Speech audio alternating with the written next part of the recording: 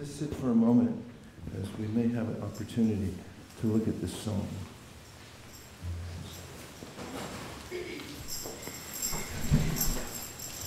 If you could find the file, that has the word for word, or just put up the translation for now, and maybe on another computer find them.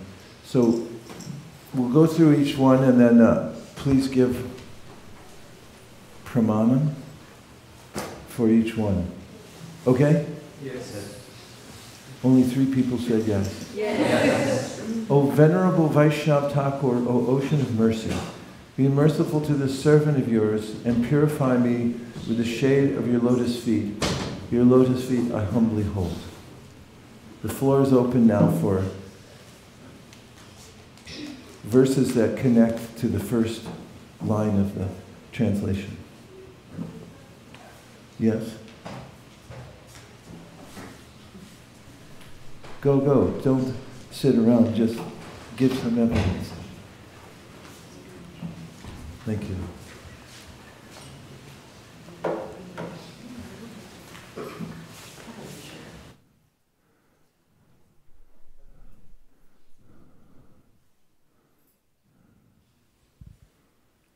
Hare Krishna.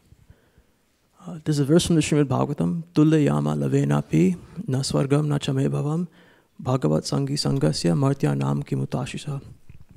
This verse describes the power and the power of a moment's association with a sadhu. And it connects to the first verse of the translation, because the translation describes how, O Venerable Vaishnava Thakur, or Ocean of Mercy, one who is a sadhu, one who is a Vaishnava, having association with them can be very powerful, even just a moment. The verse from the Bhagavatam describes how a moment's association with such a sadhu is more valuable than attaining liberation, attaining heavenly planets. What is there to speak of the desires of a dying man?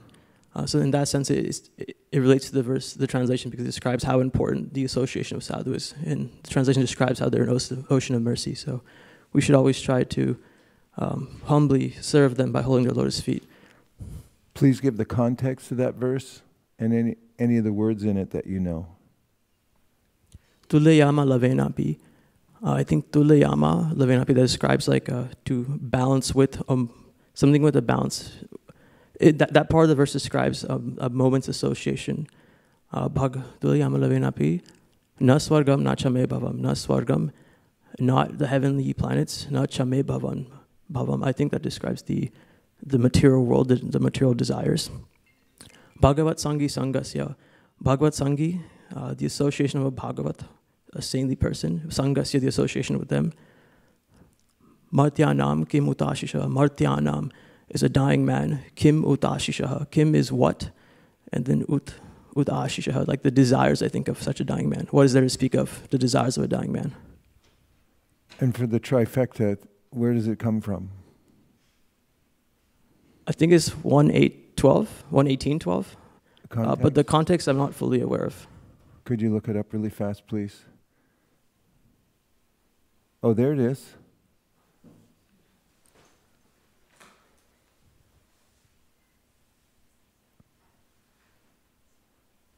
Where is that? 1:14?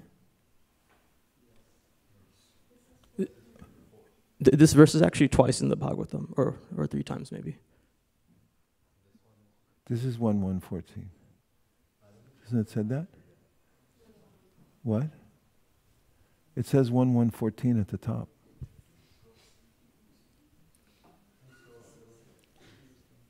Up. That's down, according to our thing. 4th, 30, 34. Okay, go ahead and give context, please.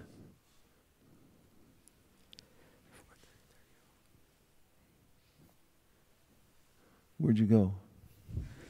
Give some context for whichever verse you quoted. I'm not aware of the verses preceding or preceding. Okay, just look it up in the book and we'll get back to you. Okay, verse number 2 from the bhajan. By helping me control 6 urges and purifying me of the 6 faults, bestow upon your servant the 6 good qualities, O Master, please give the 6 kinds of holy association. I've sat down here hoping to have your company. Yes. This verse reminded me of the verse from the Nectar of Instruction, Utsahan Nishchayatarya Tatat Karma Pravartanat Sangatyagat Sitovrite Shadvir Bhaktir Siddhati, which talks about the 6 principles which are favorable to the execution of devotional service. And it is the opposite of this verse, because these are talking about controlling the 6 urges, which is stated in the previous verse also of the Nectar of Instruction. Give that verse. Vacha vegam manasakura vegam jiva vegam udarapashta vegam etan vegan yo vishaheta dira sarvam pratimam prativimsa shishyat. But I think that's Atyahara. That was the first verse. Well, you could attribute that verse to the first line, couldn't you? The one you just quoted? Say yes. Yes. By helping me control the 6 urges, say about that, and then go to the next verse. This bhajan in the first line says, by helping me control the 6 urges, which relates to the Nectar of Instruction, verse 1, Vacha Vegam Manasakrodha Vegam, which talks about controlling the urges of the mind, genitals, as well as controlling the tongue, which is one of the first urges that we should be able to learn to control. Next. Then say, next one. And then in the next one, and purifying me of the 6 faults, this relates to the second verse of the Nectar of Instruction, Atyahara Prayasischa, Prajalponya Mahagraha, Janasangascha Lolyamcha, Sadvir Bhaktir Vinashyati, which means that there are 6, I'm going to cheat a little bit. There 6 activities, don't cheat yet. The 6 activities that vinashyati, what does that mean? That vanquish your devotional service. Mm-hmm. Just name as many of them as you can from your very sharp memory, and I'm sure you'll get most of them. Atyahara. Atyahara. There's overeating, prayasischa, over-endeavoring, and then speaking more than required. Prajalpa. Prajalpa. Niyamagraha, you get 2 in 1. Niyamagraha, niyamagraha. Call a friend. For the sake of following. Huh? Following for the sake of following. Or, niyamagraha is a word, it's a combined word. So it can be said niyamagraha or niyamagraha. Niyamagraha means following all the rules and regulations, but only for the sake of following them, not being considerate of why you're doing it, right? What about niyamagraha? What does that mean? Only you. Means not following them at all. So you have to find a medium point. Mm-hmm. Niyamagraha. Jana Shangash. Association. With? Non-devotees. Uh-huh. And niyam. You got 6. Jana Shangash Laulyam Cha. To being too greedy. Sadvir Bhakti Vinashyati. And then you didn't say the translation for the 6 kinds of holy association, or the verse? Oh, yes. And then bestow upon your servant the 6 good qualities, which pertains. It says 6 kinds of holy association. Would this be the 3rd verse? You tell us. It would be the 3rd verse of the Nectar Which of is? Instruction. It starts with a D. Dadati pratigranati. Guyama. Be a little more expressive and dramatic, like you're an orator and you're addressing 5,000 people on a stage. Dadati pratigranati. Guyama kyati prichati. Bhungte bojayate chaiva. Sadvidam priti lakshanam. Which means? There's 6 kinds of it. Holy association or loving exchanges between devotees, right? Yes. Namely, giving gifts and accepting gifts, sharing one's mind and heart in confidence with one another. Friends. Giving prasadam and accepting prasadam. Very good. Well done. Okay. Verse number 3. Alone I do not find strength to chant the holy name of Hari. Please, altogether. Alone I do not find the strength to chant the holy name of Hari. Please be merciful and blessing me with a drop of faith. Bestow on me the great treasure of the holy name of Krishna. Stalwarts, go. Connections, yes. Brajarat Bhavana. I was thinking of the verse you chant in the Mangalacharan. Nitai nami neche namer hate shraddha mulye nam dite chere, where Lord Nityananda is giving the name to everyone and he's just asking the price of faith, which is what's said over here too. Very good. Give a definition of faith. What does it mean? And what's a verse that relates to the meaning of faith, that defines faith?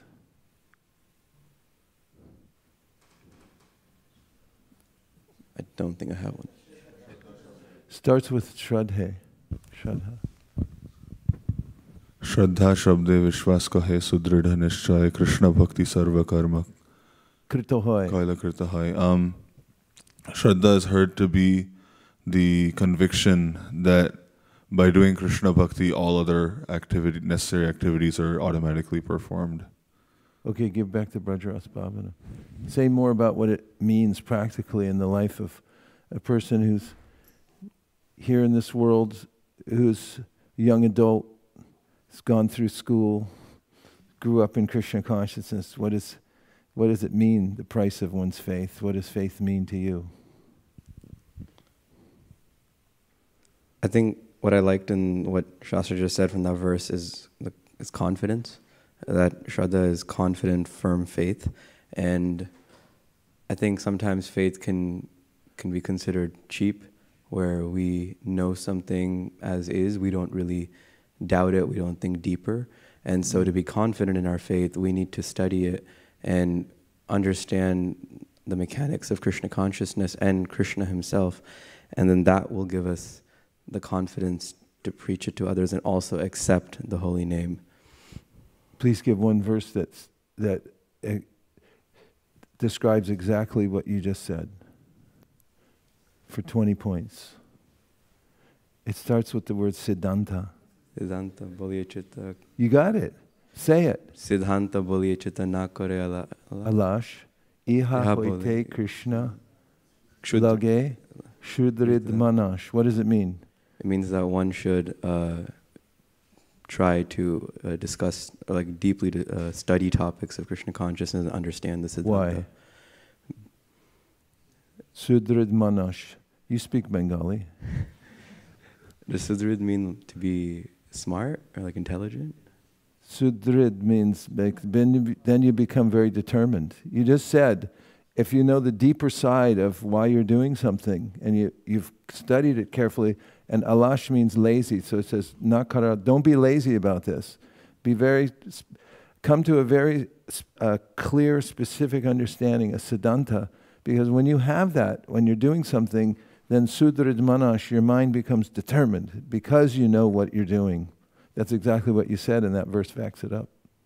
Well done. Okay, last one. Krishna is yours, and you can give him to me, for such is your power. This wretch is simply running behind you, crying out, Krishna, Krishna. From this side, give us something. Work with me, people. Kitavali? Oh, okay. Yes. Paragarangi? Kitavali was hot on the trail of something, but she's... I was remembering the verse from Prahlad Maharaj's prayer, 7:9:28, if I remember correctly. Just say it before she puts it up. It's helpful to try. The last is Soham Katham Na Evam Janam Nipatitam Prabhavahi Kupe Kma Bikama Manuyang Prapatam Prasangat Kritvat Vasam Surashinam Bhagavan Grihita Soham Katham Na Vrisaje Tava Vritya Sevam. So Prahlad Maharaj is telling Narad Muni that it's because of he was blindly following the general mass and following in a well full of snakes, but Narad Muni engaged him in his service and gave him his qualities. So how can he give up his service? So this also relates to the last verse of Guru Ashtakam, that yasya prasadat bhagavad prasado yasya prasadan na gate gutopi. And the verse before that, sakshat dharitvena samasta shastrir. So Krishna belongs to the pure devotees, and the spiritual master gives us Krishna because we cannot approach Krishna directly. So by serving him, we offer our service to Krishna. Well done. Gitabli. Why, based on the Vyasa Puja offering I gave to Prabhupada this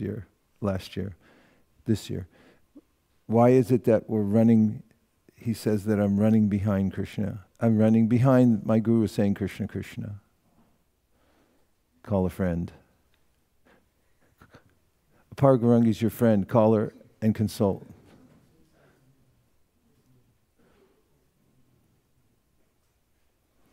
Apar Gaurangi Mataji said. That's parampara. Very good. Yeah. Go. It's Guru is running behind his guru, and we're just running behind our guru. It's a disciplic succession, and we're trying to get mercy through it. And each one is running behind the other one, right? Thank you very much. So thank you very much for singing the song so beautifully this morning, and we can try to enter into the mood of this song. We sing them so that we can feel the mood of the great acharyas, and remember that everything's dependent on the power of the Sri Guru Parampara. If we take shelter there, we'll get great strength to go on with our devotional service amidst an ocean of faults and distractions. What else is there in this ocean? Disappointments? Huh? Urges. What else is there holding us back? Problems? Anybody here have problems? So we can take shelter of the song and the meanings of the song and go deeply within it. Srila Bhaktivinoda Thakur ki jai, Sri Guru Parampara ki jai, Venerable Vaishnavas ki jai, Srila Prabhupada ki jai, assembled devotees ki jai. And now we'll ask Janavi if you'll sing the Guru Puja now. Hare Krishna.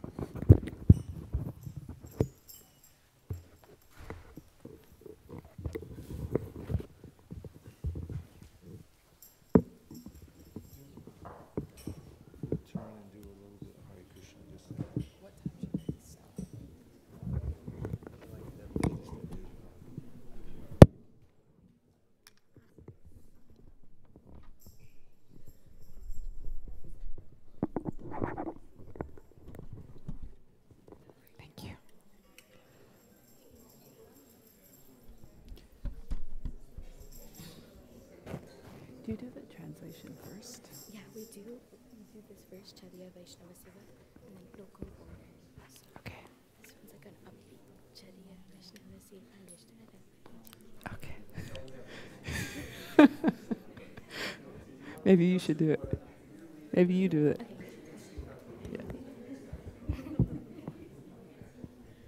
Okay.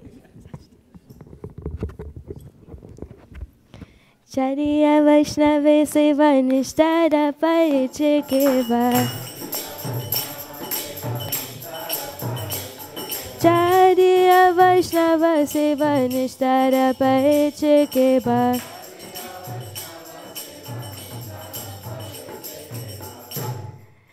Namasheshtam Manamapi Sachiputram Atra Swarupam Shri Rupam Tasya Gajam Urupurim Maturim Goshtavatam Radha Kundam Girivaram Moho Radhika Madhavasham Prapto Yasya Patikripaya Shri Gurum Tam Natosmi He Guru Gyanadadina Bhammo Svadandalata Karunaika Sindhu Vrindavana Sinahitavatara Prasidarada Pranaya Prachara He Dinavanu Karunaika Sindhu Guru Prasadam Mai Mandamudhe Laksha Parade Bahupapagade तत्पादपद्मे स्तुमत Krishna कृष्णे यद्यपि अमर गुरु चैतन्य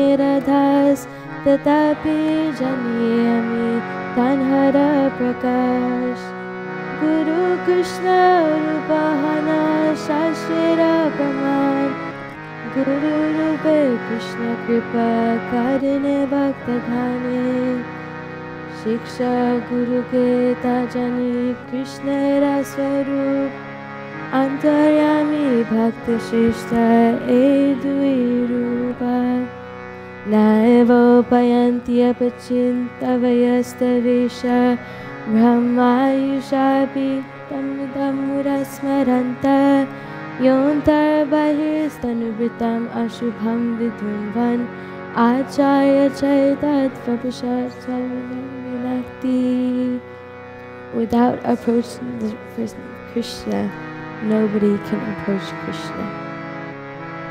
I bow down to the beautiful lotus feet of my spiritual master, by whose causeless mercy I have obtained the supreme holy name, the divine mantra, the service of the son of Sachimata, the association of Srila Swarup Damodar, Rupa Goswami, and his older brother Sanatan Goswami, the supreme abode of Mathura, the blissful abode of Vrindavan, the divine Radha Kund and Govardhan Hill, and the desire within my heart for the loving service of Sri Radhika and Madhava in Vrindavan. O spiritual master, O giver of divine wisdom, O friend of the fallen, you are the giver of your own bliss, and you are the only ocean of mercy. Although dwelling in Vrindavan, you have descended for the welfare of fallen souls like myself, and you are preaching divine love of Radha for Krishna. Please be kind upon me. O friend of the lily, O Gurudev, you are the only ocean of mercy. I am a dull fool and have committed hundreds of thousands of offenses. I have fallen into a dense myriad of sins. Therefore, grace me with your ocean, so that my mind may be fixed of your lotus feet and on Sri Krishna. Although I know that my spiritual master is a servitor of Sri Krishna, I know him also a manifestation of the Lord. Every living entity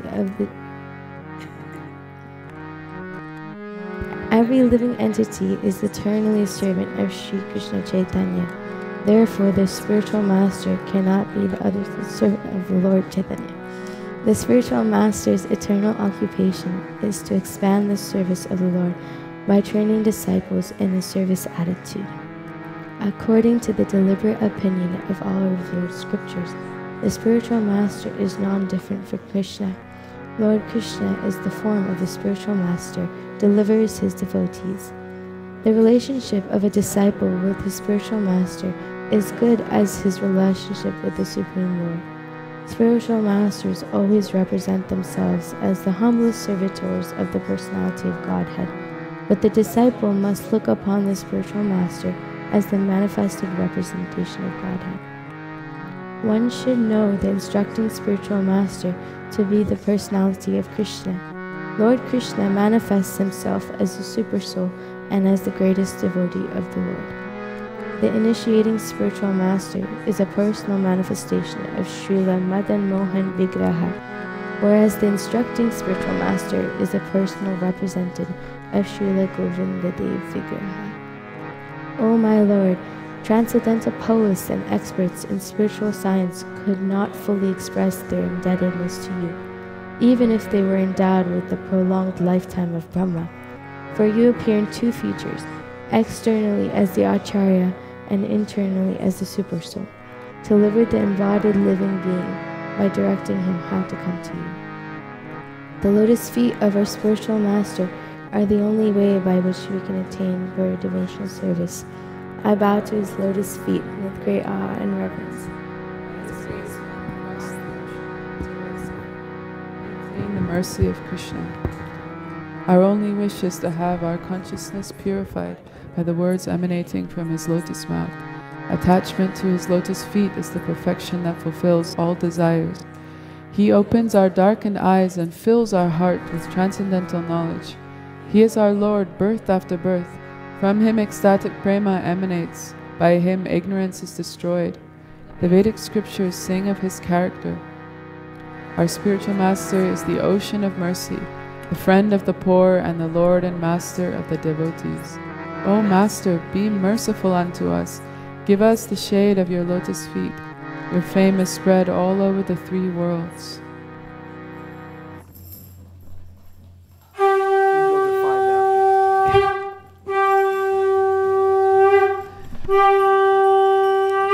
Jaya Jaya Prabhupada, Prabhupada, Prabhupada, Jaya Prabhupada.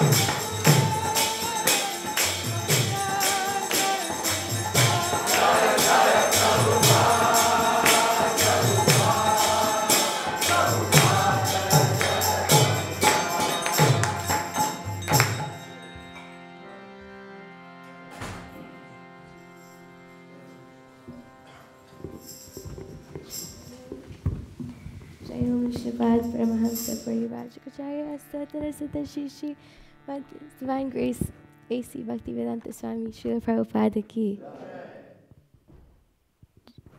Jayam Vishnupad Paramahamsa Parivrajacharya Satarasata Shishi Bhaktisiddhanta Saraswati Thakur Swami Srila Prabhupada Ki. Namacharya Shri Haridas Thakur Ki. Vaisesika Ho Shri Krishna Chaitanya Prabhu Nityananda Shri Advaita Gadadhar Shivasadi Gaura Bhakta Vrinda Ki. Shri Shri Radha Krishna Gaur Gopinath Shamakunda Radha Kunda Giri Govardhan Ki. Vrindavan Dham Ki. Shri Mayapur Dham Ki. Ganga Mai Yamuna Mai Ki. Tulsi Devi Bhakti Devi Ki. Samaveta Bhakta Vrinda Ki. All glories to the assembled devotees. All glories to the assembled devotees. All glories to Shri Shri Guru and Gauranga.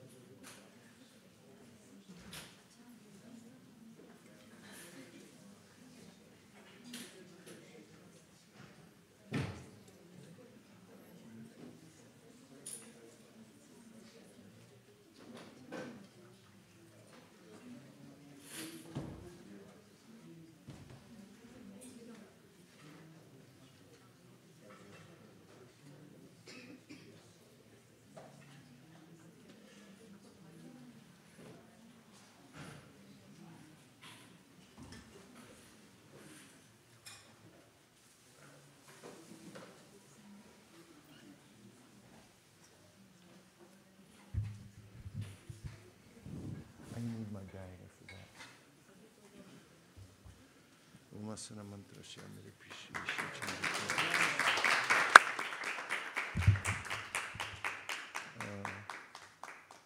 3, 2, 3. I forget which is which.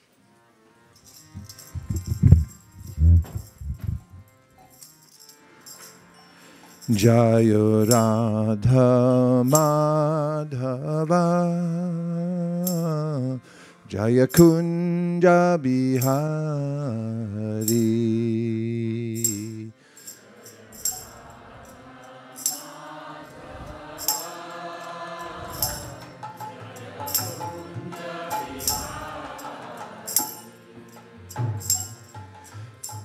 Gopi Jana Vallabha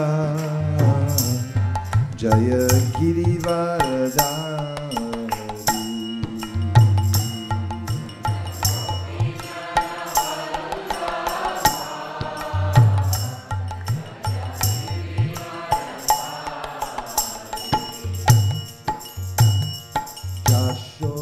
Yashodanandana Vraja Janaranjana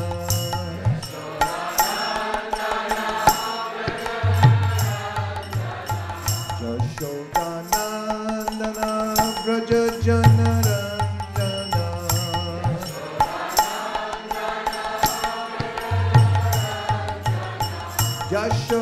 Yashodanandana Vraja Janaranjana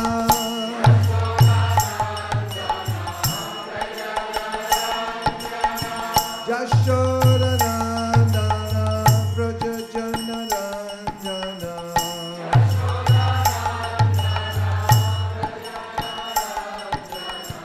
Jamuna Tiravanachari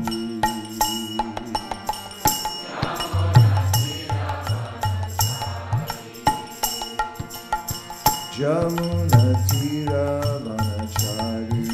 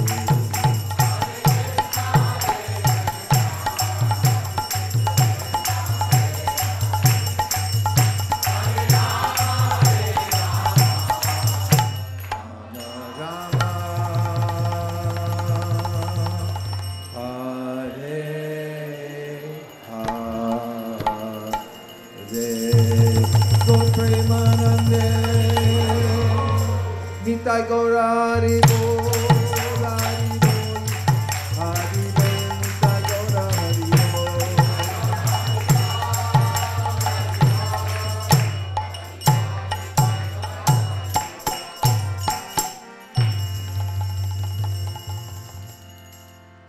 Om Namo Bhagavate Vasudevaya. Om Namo Bhagavate Vasudevaya. Om Namo Bhagavate Vasudevaya. Narayanam Namaskritya Naram Chaiva Narottamam Devim Sarasatim Vyasam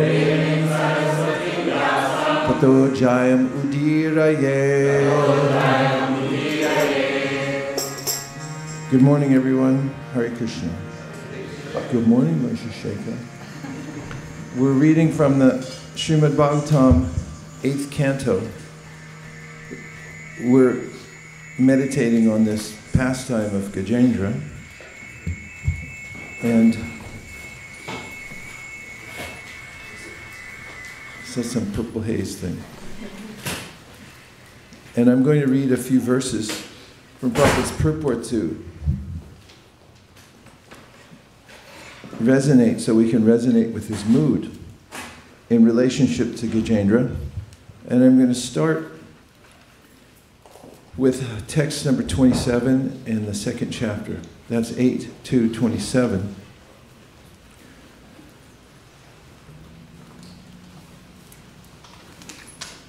As a preface, Gajendra, as we discussed this morning during japa period,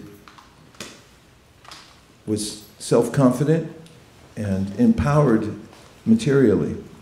An elephant has quite a bit of confidence because wherever he steps, he hears crackling sound. That is something Prabhupada mentions in relationships to Hiranyaka and Hiranyakashipu. He said everybody wants to have a big, huge, powerful body in this world.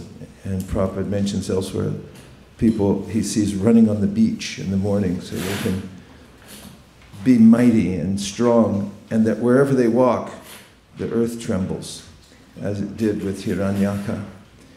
And this is the demoniac mood.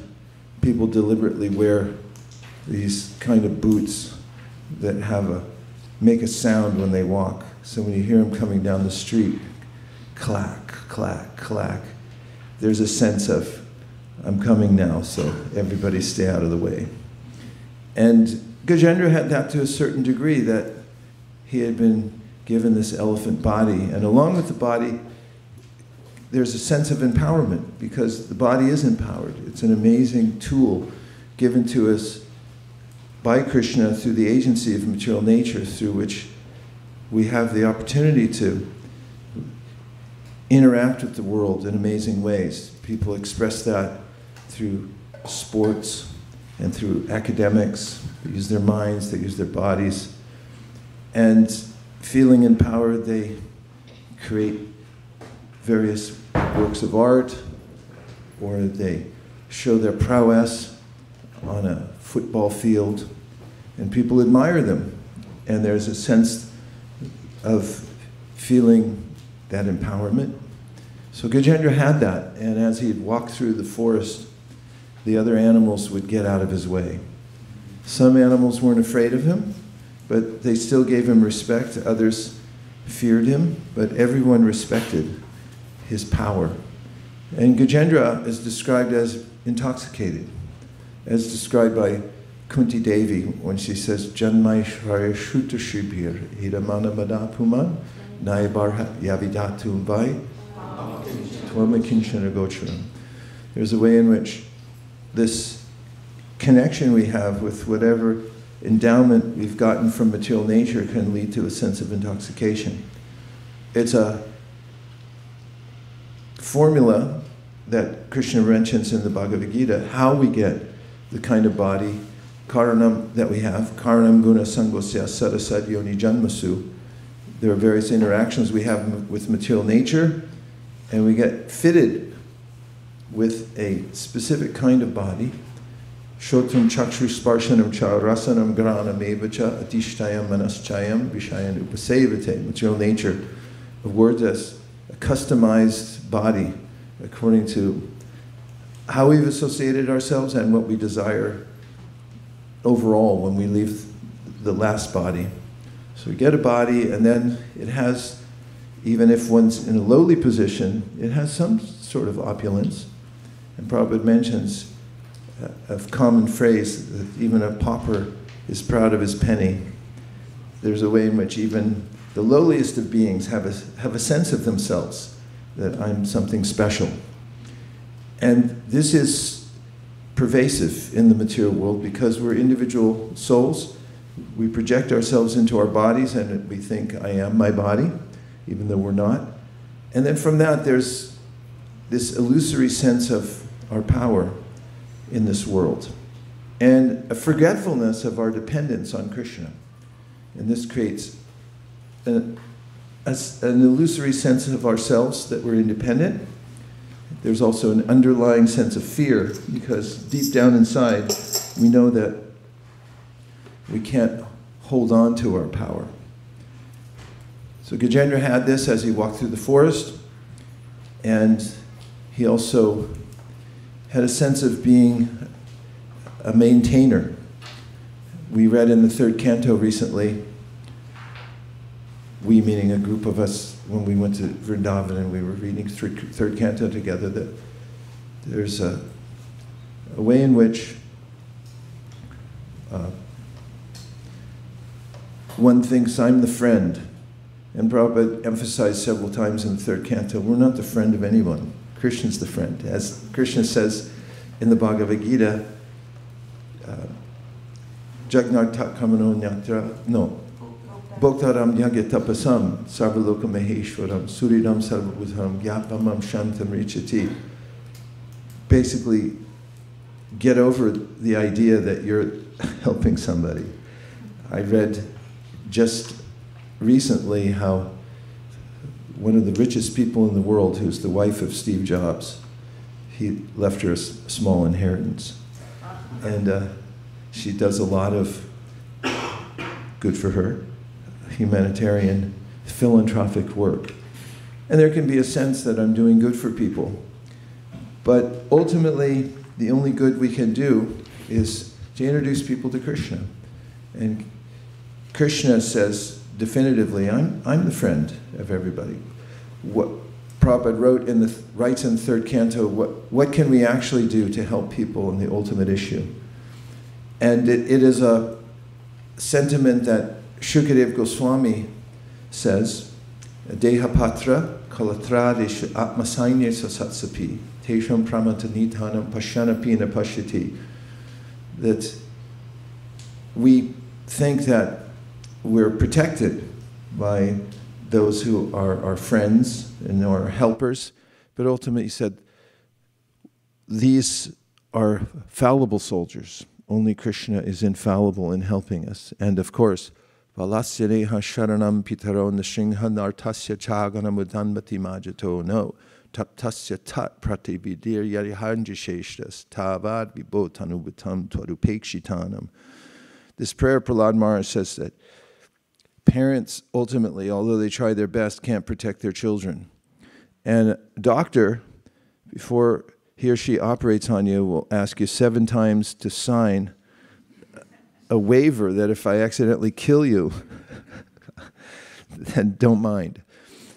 And medicine, unless you admit before you take the medicine, Ashaudi Chintayam Vishnum. This is the mantra you must say when you take any medicine, that if Vishnu empowers this medicine, it'll work. Otherwise, what can I do?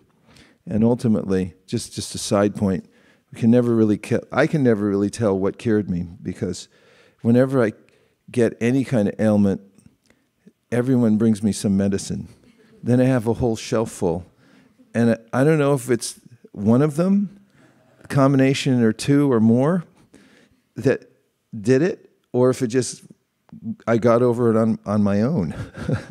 It's really hard to tell what works and doesn't work, what to speak of those things that are said to work in this world as medicine. Yasmat priya priya viyoga samyoga janma shokagnina sakala yonishu tayamana. Dukaushadam tadapi dukamatad diyaham bhuman brahmami vadame tavadasya yogam. Prahlad Maharaj says that the things you're taking, it may be worse than the disease itself. Dukaushadam tadapi dukamatad diyaham. He said, you're feeling misery for something, you take something to take it away, and then I think it made it worse. The side effects of that is worse than the disease itself. That's the situation of one in the material world.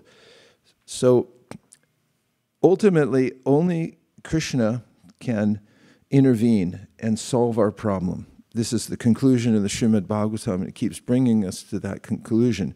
Although one must take steps, reasonable steps, to protect oneself. It's not that then we then say, kids, go wherever you like in the world, play in the freeway if you like, it doesn't matter because Krishna is your protector. It's that we do our due diligence, but we understand that in the ultimate issue, it's up to Krishna. So Krishna's our friend.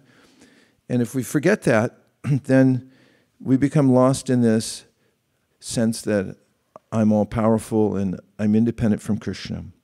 So to some degree, Gajendra had this defect. And as he walked through the forest and approached the very accommodating water of a lake, he thought that this will be a kind of a reprieve from the heat, and he enjoyed his position as the head of the family. He had offspring, and he was in the water, as elephants like water. I had a friend who has a deity of Ganesh, and I saw him, he had a hose. And I said, what are you doing? He goes, oh, he likes water. And so Gajendra was in the water, and he was spraying himself and spraying his family members, and he was thinking that, I like this position. I'm taking care of so many. Without me, what will they do? And then he was attacked. And this is one of the points of this story, is that we'll all be attacked. Either we're being attacked now and we don't know it, or we do know it, or there will be a point at which we come to this realization that I'm really in trouble. And it's at that point when I may dig deep for some special protection, which I realize will not be provided by my money or by the doctors who say we don't know, or we can't really help, or we're not even sure what it is, or it's beyond our control, or we can operate, but it's more likely that we'll kill you if we operate than if we leave it. And then everyone comes to you and says, yeah, but if you just take this vitamin, I know my grandmother took it, and she overcame everything. Even her wrinkles fell off. And it's a confusing situation in the material world. At that point, one may become confused and not know where to grab, for who to grab onto for help. So it's very relatable. It's relatable to everybody that Gajendra was in that situation, attacked by the crocodile, and then because of, as who was it who mentioned this morning? I think it was Pavani Bhakti, because of his previous sadhana. The King Indradyumna, he was Gajendra in his last life, and he had some strict sadhana, including chanting mantras and prayers, and they came out. Chaturvida bhajante mam jana sukritino arjuna arto jignasa artarti jnani cha bharatarshaba. Krishna says in the Bhagavad Gita, for those who get into trouble in the material world, if they have this spiritual momentum or some credit in their heart, some daivi sampat that they've accumulated by association with devotees and some practice of sadhana, then it comes to them, comes to bear. That's why Prabhupada mentions in this section of Gajendra that it's very important to remember that you're accumulating these kinds of pious credits or bhakti unmukhi sakriti in our case. It's a kind of sakriti which is very valuable to have stored up in your heart for when this time comes, when you realize I'm helpless. There is also a case to be made that Shukadeva Goswami is presenting this. Of course, Parikshit Maharaj has already fully realized that there's a crocodile on his leg. He got the call. Everyone will get the call sometime. Either it's a text, a call, an email. Somebody walks in and says, this is it. And Parikshit already got that. And so Shukadeva is giving him this context that relates to his, that here's Gajendra, and he fought to get free from, and that's something that we do. We try to survive. And in the 10th canto of the Srimad Bhagavatam, when we hear of Devaki on her wedding day coming home, last thing she expects on her wedding day, I mean, you don't expect this on your wedding day, coming home in the chariot, and her brother and everyone else hears a announcement from the sky out of nowhere that Kamsa, you're such a fool. You're celebrating this day of your sister, and you're even driving her and using all your own resources. Don't you know that her 8th son is going to kill you? And he immediately drops the reins, grabs the hair of his sister, and pulls out his sword, ready to kill her. And then Vasudeva steps in and makes reasonable arguments why he shouldn't do it, and then he makes a plea bargain to save her life. And there, Shukadeva Goswami said, it's the duty of everyone to stay alive as long as possible. And that's because it's such a rare gift, is the human body. Labvam sadurlamamidam bahusam bhavante manushamartadam anityam apihadira, because you can transfer yourself using this body from the temporary to the eternal. You should try to stay alive as much as possible. But there does come a point when you realize this is it. And that is the situation Gajendra was in, the situation that Parikshit Maharaj was in also when he got the call that you've been cursed, you're going to die in 7 days, that's it, it's over. And it could be helpful to hear these pastimes and then relate them to our own situation and preemptively envision that call coming to us. It's a kind of inoculation, isn't it?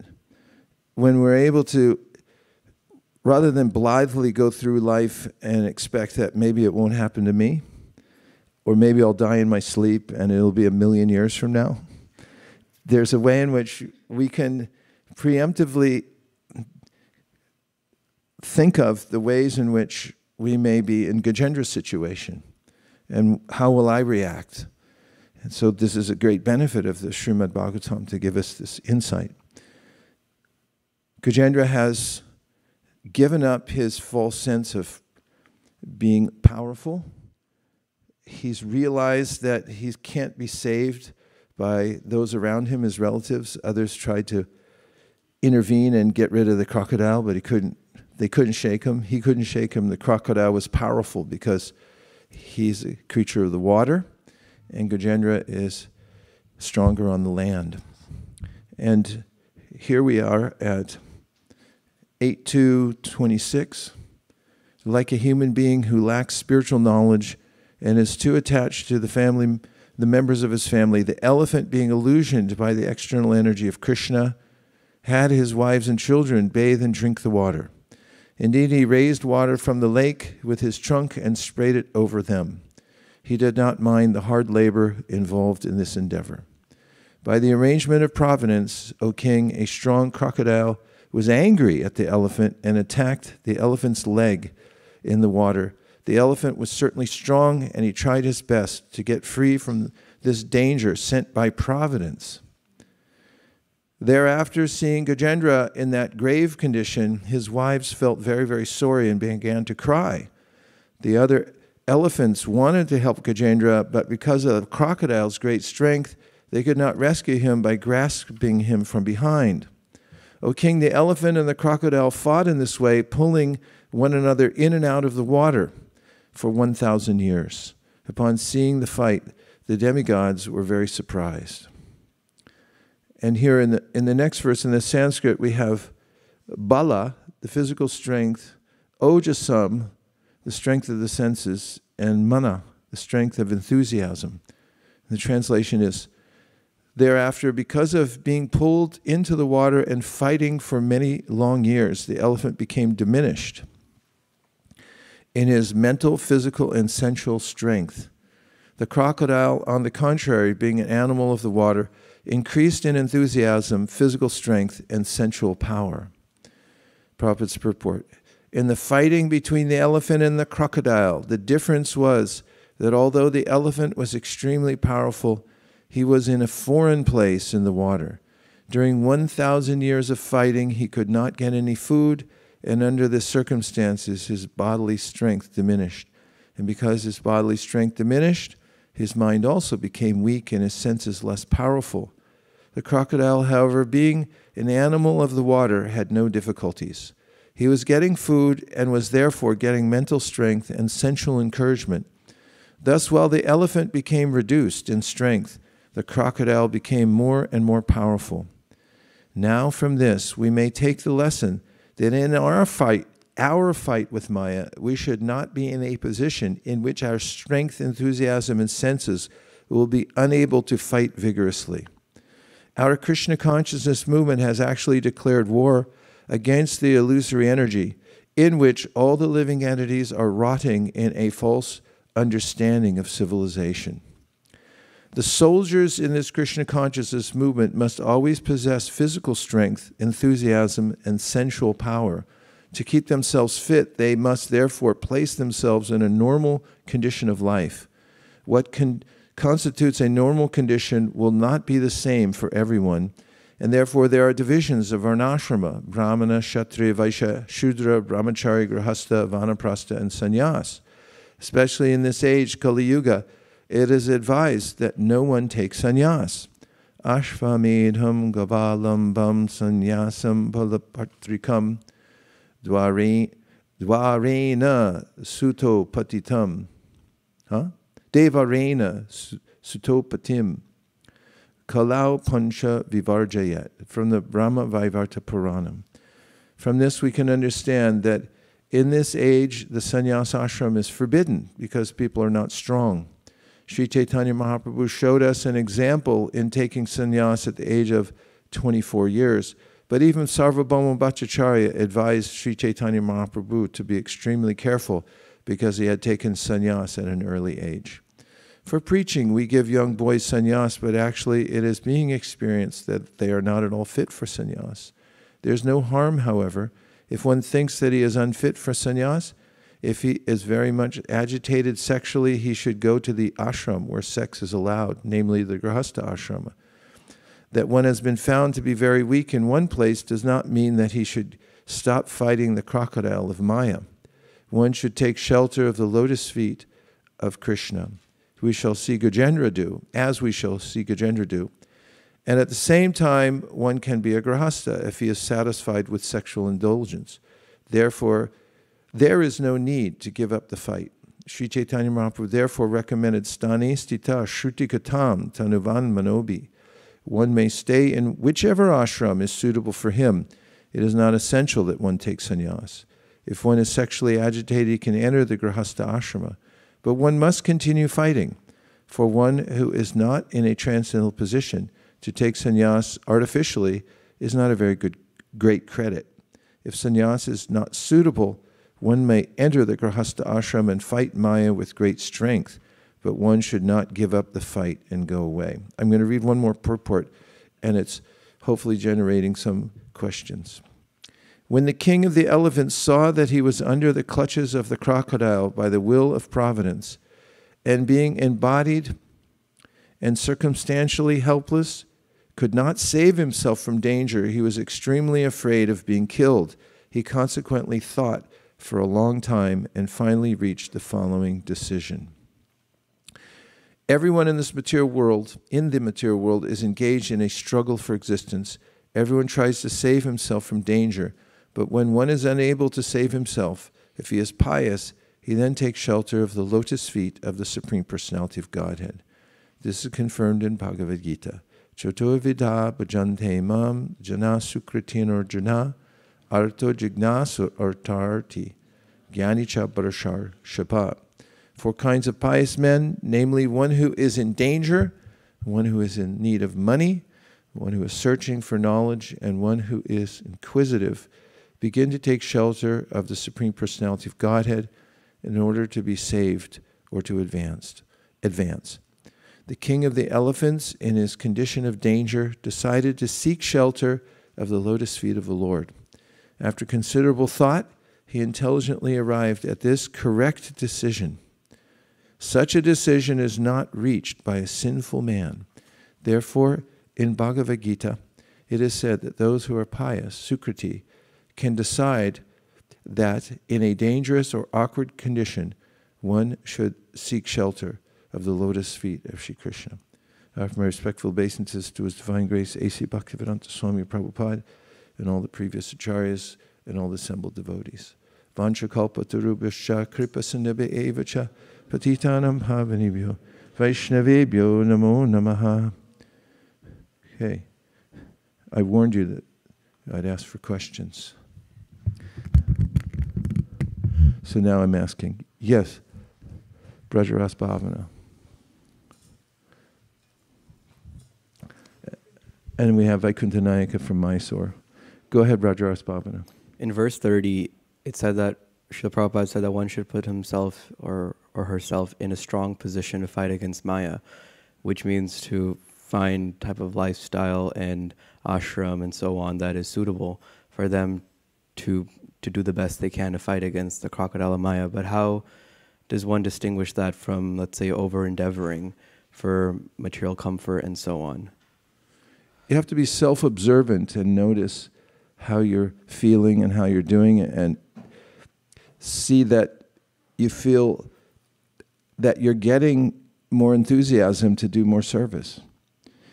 Instead of feeling diminished or in a situation where, although you're feeling out of balance, you don't want to admit that you are, which can be dangerous because it's much more appealing, and it's also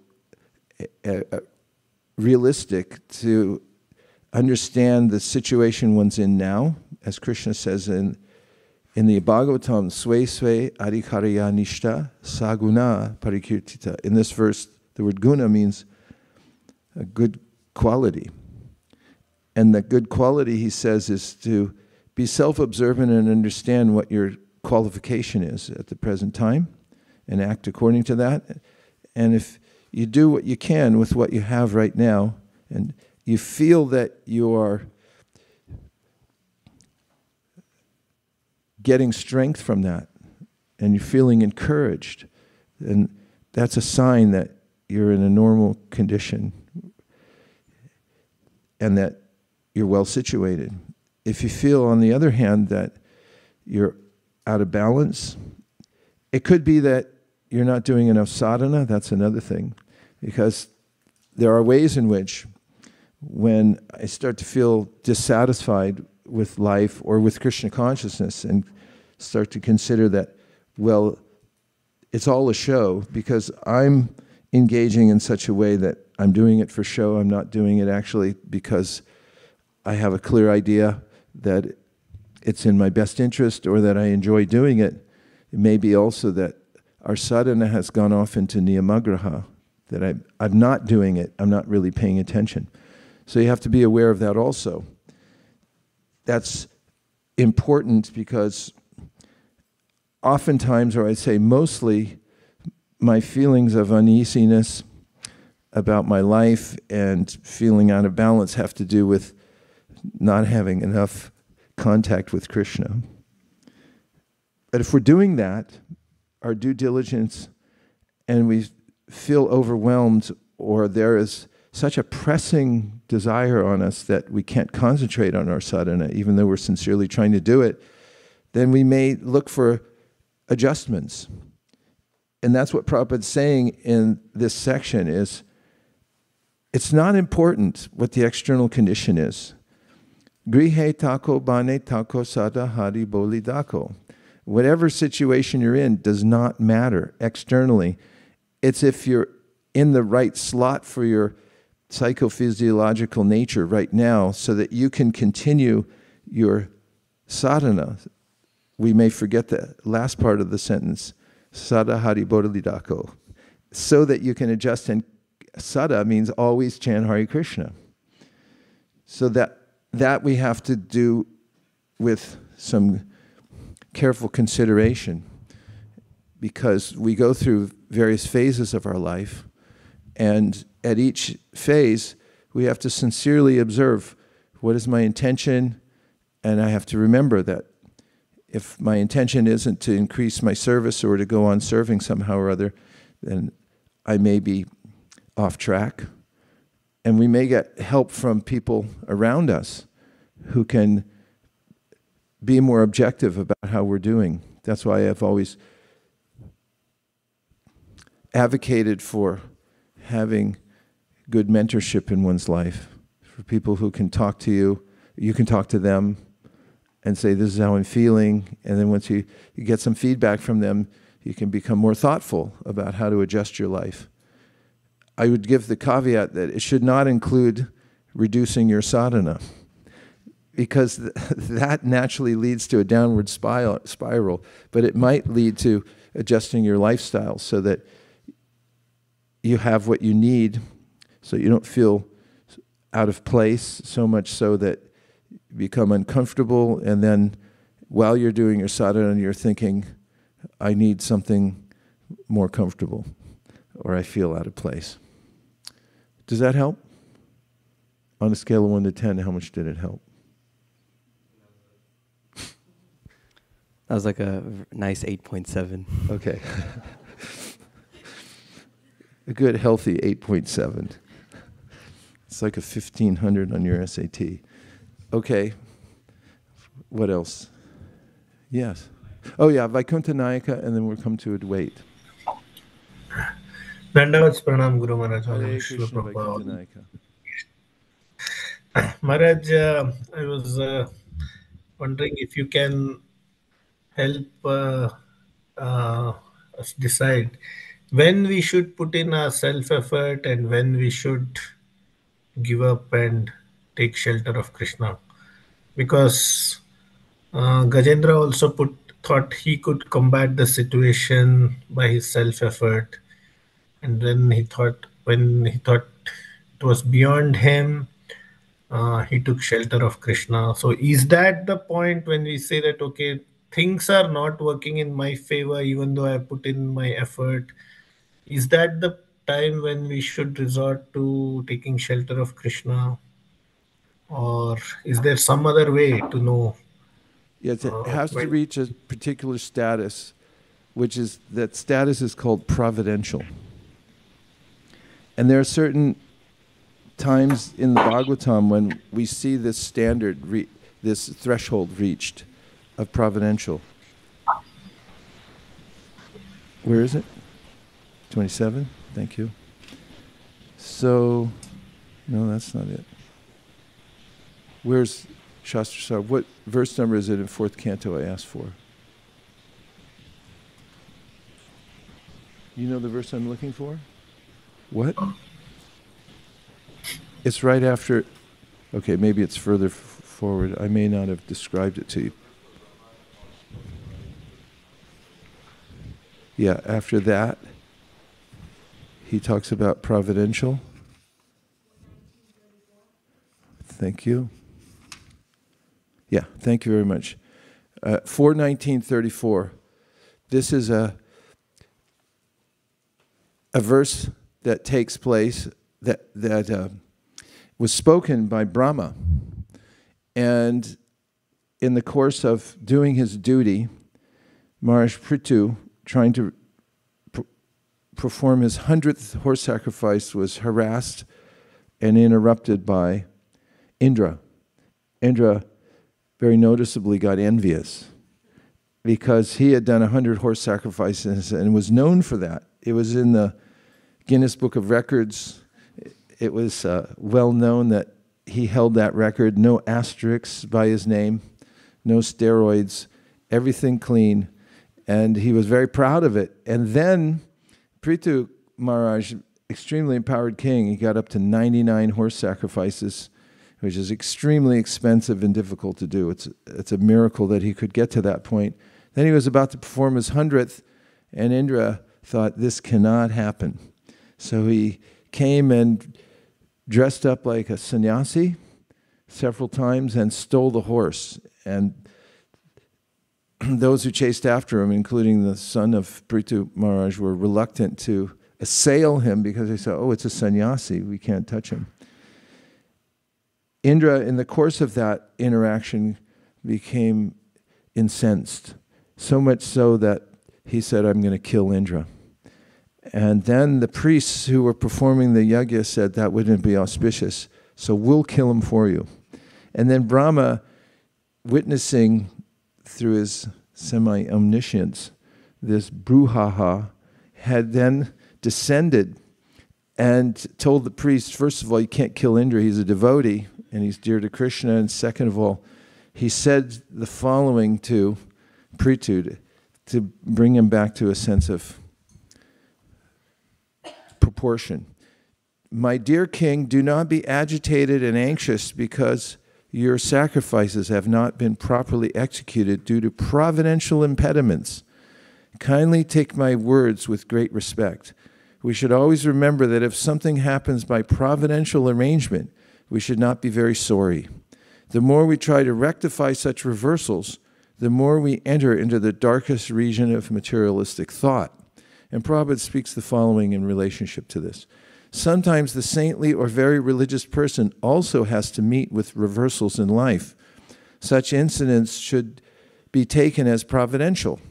Although there may be sufficient cause for being unhappy, one should avoid counteracting such reversals, for the more we become implicated in rectifying such reversals, the more we enter into the darkest regions of material anxiety. Lord Krishna has also advised us in this connection. We should tolerate things instead of becoming agitated. So there's a case here for the providential nature of an event in our lives, and it may be interpreted according to one's own perspective of what's providential. Even if it's a small reversal and it seems to be an assault on our sensibilities, that why would this happen to me, we can always take shelter of this instruction and preemptively say, well, I'll tolerate it. However, it doesn't mean that we can't take some steps to rectify the situation.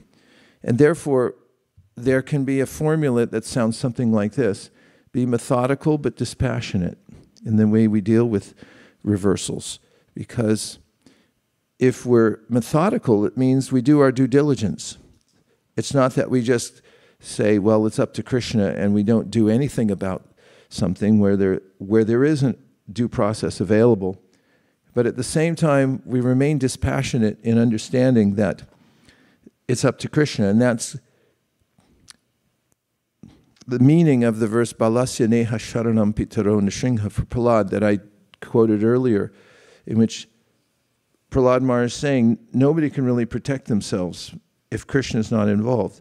However, Prabhupada said, we will take time to do our due diligence. You can do your due diligence, but be dispassionate about it, because that's a point at which we become overwrought in the sense that we think that we're going to control the situation. We can say, it's up to Krishna, but I'll do whatever I can to mitigate the situation at the same time. So that means that how do we know when to do it? We should always be detached from everything. That's one of Krishna's messages in the Bhagavad Gita, where he says, while you're working in this world, you should offer everything to Krishna and not be attached to it on a personal level. Brahmanyadaya karmani, for example, sangam tyakva karoti ya. lipite nasapapena padma patram ivambasa. He says, work in the world, try to solve problems and so forth, but do it as service. And when you do it as a service and you consider that you're offering it all to Krishna, then you won't be implicated, and part of the implication is to get so personally involved in whatever situation it is that you feel assaulted by whomever it is you want to blame. And an example of not blaming anybody comes from the Avanti Brahmana. When he had lost everything in his life, he was contemplative, and he said in one of his utterances that if one bites one's own tongue, who can one blame?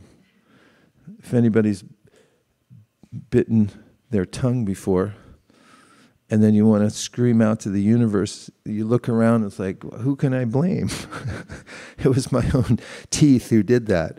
You stop it. And there's that sense in those who are highly enlightened for anything that happens in this world, that who are you going to scream at? And therefore, we have to take each circumstance as an opportunity to take shelter of Krishna, even if we do some due diligence. And that's also a part of the pastime of Parikshit Maharaj, thank you, in which he got this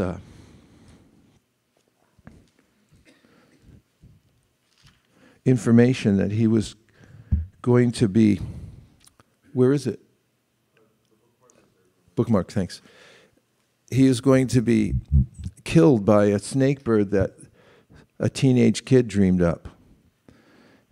If that doesn't cause a sense of indignance to a Raja Rishi, I don't know what would.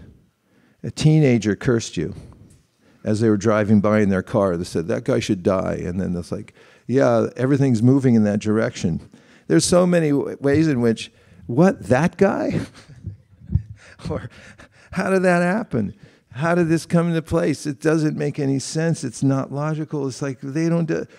And there's an overwhelming sense of helplessness that people have often. There are geopolitical situations. There are ways in which, like, these people are idiots.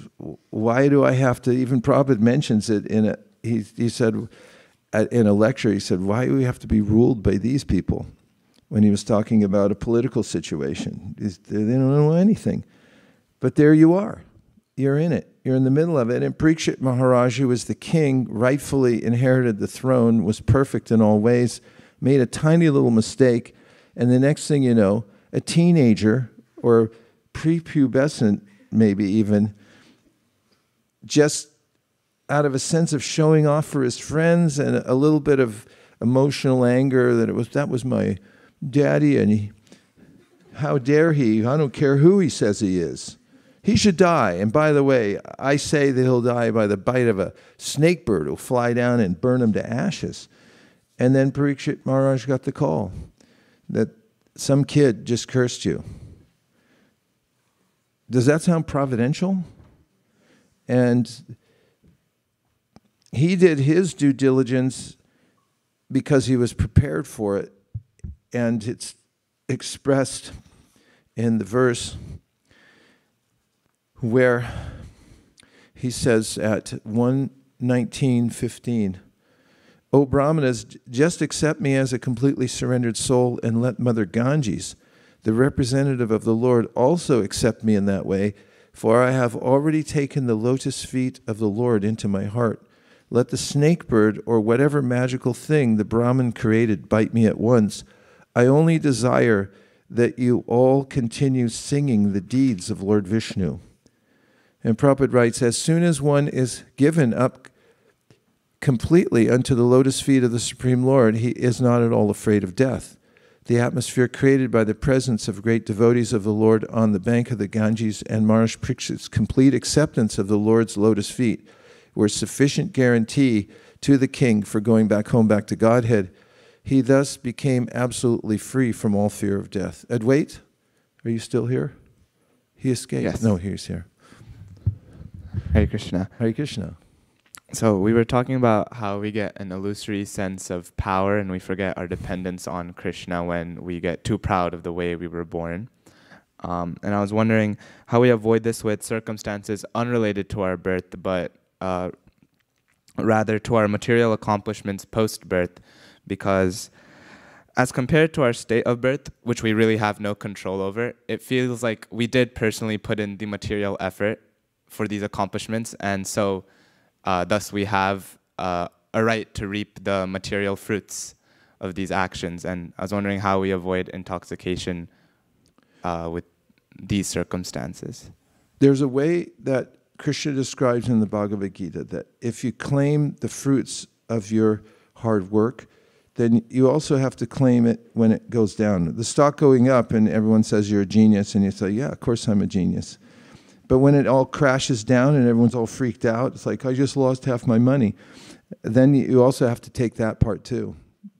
And one can remember that if by your God-given intelligence you are able to develop an academic status, and then maybe a professional status, and then an economic status, and then all the other statuses that go along with that, which means a decent-looking house, and a above-average car, and so forth.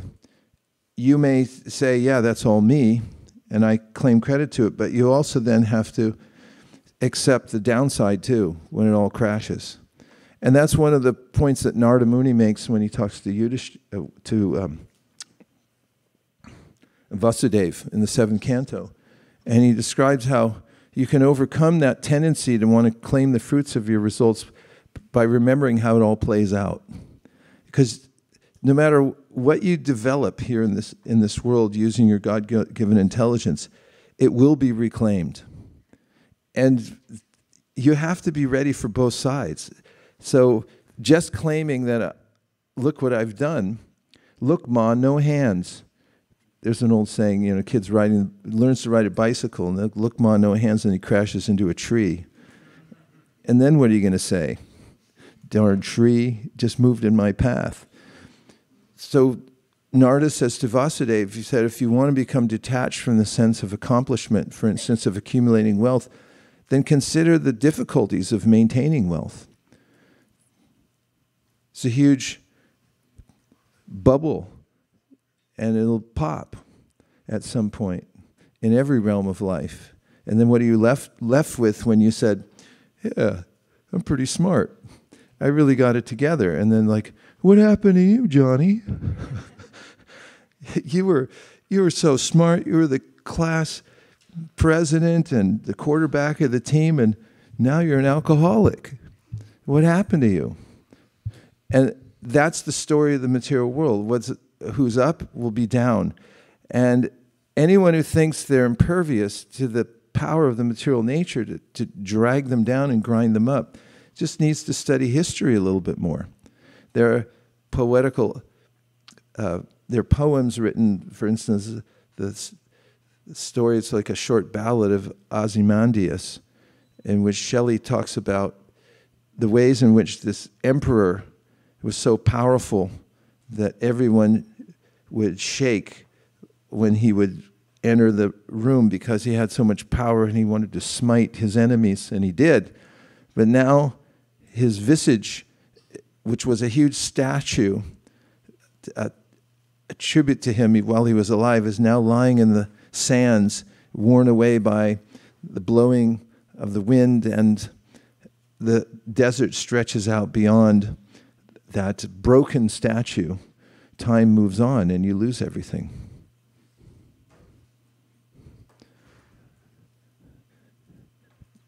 Was that scary? A little bit. Yeah. Yeah, okay. 1, 2, 3. 1, 2, 3, 4, 5. Hare Krishna. Hare Krishna. I was thinking, why does it take for us a crocodile bite, and even after that, 1,000 years to realize our dependence on Krishna? What should we do to have that dependence all the time?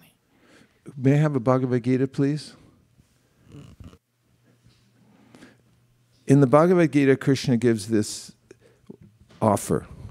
And Jiva Goswami says that devotees remember this always. It's in his commentary to one of the Bhagavatam verses. I think it's Bhayam Dvitiya Abhinibeshatasya or another one. And that offer comes at 1866, where Krishna says, Sarva Dharman Parityaja Mamekam Sharanam Vraja Ham Tom Sarva Papibhyo Moksha Ishami. And in Prabhupada's purport,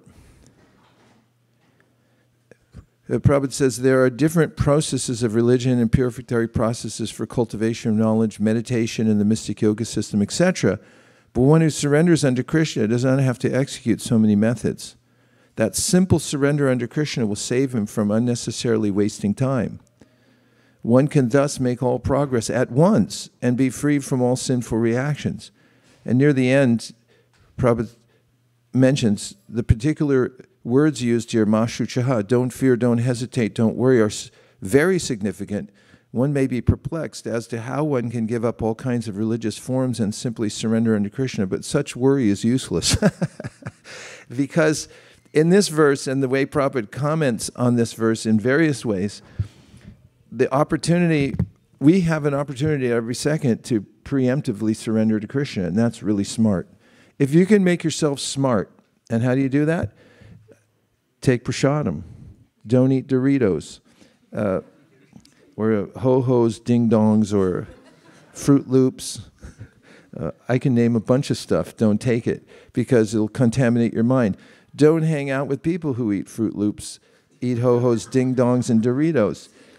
And chant Hare Krishna, because chanting Hare Krishna is a way that we directly come in contact with Krishna and all his qualities. And if we can develop this spiritual strength, which means that in our heart we have this prayer going, that although I'm a complete idiot and a fool and I can't do anything right, I want to surrender to Krishna more than anything. That's my whole intention. Krishna, please help me. And in 331, Prabhupada says, he mentions this innocence of heart, where he says, as Krishna first gives this verse, those persons who execute their duties according to my injunctions and who follow this teaching faithfully without envy become free from the bondage of fruitive actions.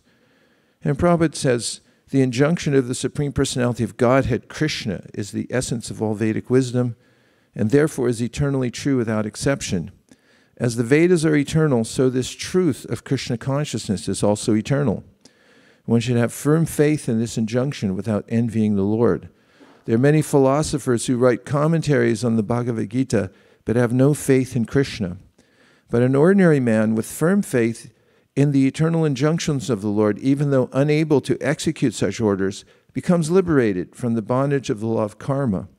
In the beginning of Krishna consciousness, one may not fully discharge the injunctions of the Lord, but because one is not resentful of this principle and works sincerely without consideration of defeat and hopelessness, he will surely be promoted to the stage of pure Krishna consciousness. Prabhupada gives this scenario about a poor man being approached by a wealthy person. And the wealthy man has a big bag of cash and extends it to the poor person and says, take it. And then Prabhupada said, the poor person has two choices. One, take it, and the other, don't take it. And he said, Krishna has extended this offer. Sarvadharma Parijaya, surrender unto me, I'll just deliver you. Don't worry about anything else. You don't have to do any of the other processes, just surrender to me. And then we have a choice, take it or don't take it. So spiritual strength means doing whatever we have to do to come to that state of heart where we decide, I'm going to surrender to Krishna. That's the only thing that matters ultimately. Once you've made that decision, nothing can touch you. Because all the circumstances of the material world are only attractive to us before we've made that decision. After we make the decision, it doesn't matter what kind of parade goes by. We're like Circus Delay or whatever that's called, or the Shen Yun, whatever they're advertising now on the billboards, or the whatever kind of song and dance comes through town. To a person who's decided that I've pushed the button on my, you know, on your scroll, when you scroll on Facebook, you just say, oh, I've never heard of that before. Well, I just learned the other day because I was complaining. Someone was spamming my feed with all these things, something about BMW, and it was a weird thing, and it just, thousands of them were coming in, so I took it to Sachinanda Nimai and some other high IQ people, and I said, what do I do about this? They said, see these 3 dots? You click on that, and then there's a button that comes up that says not interested. He said, just click that. So I clicked it, and then it took a day for me to realize the results because I realized I had to turn off my phone and turn it back on again.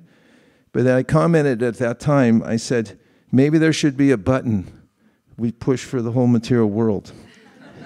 It's all scrolling before us, and then you just, where's the 3 buttons? It's Sarvadharma Parija, and you just go in there, it's like, not interested. I pushed it, and then it's gone.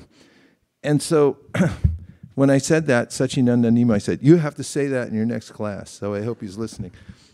And that's a decision. It's a personal decision. If anybody's ever told you that, I made a personal decision, and you go, wow, that's consequential. A personal decision. You made that decision, right? And we have every right to make that. And that's the support we're getting from all these books. You have a right to surrender to Krishna. Don't let anybody tell you differently. And I'll give you all the support in the world by telling you exactly what's going to happen if you don't do it. And I'll give you every example that's every combination and permutations of situations of what happens when you do surrender to Krishna.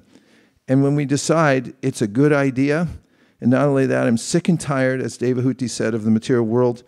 I don't want to see this feed anymore. I'm changing it, not interested. That's my new status.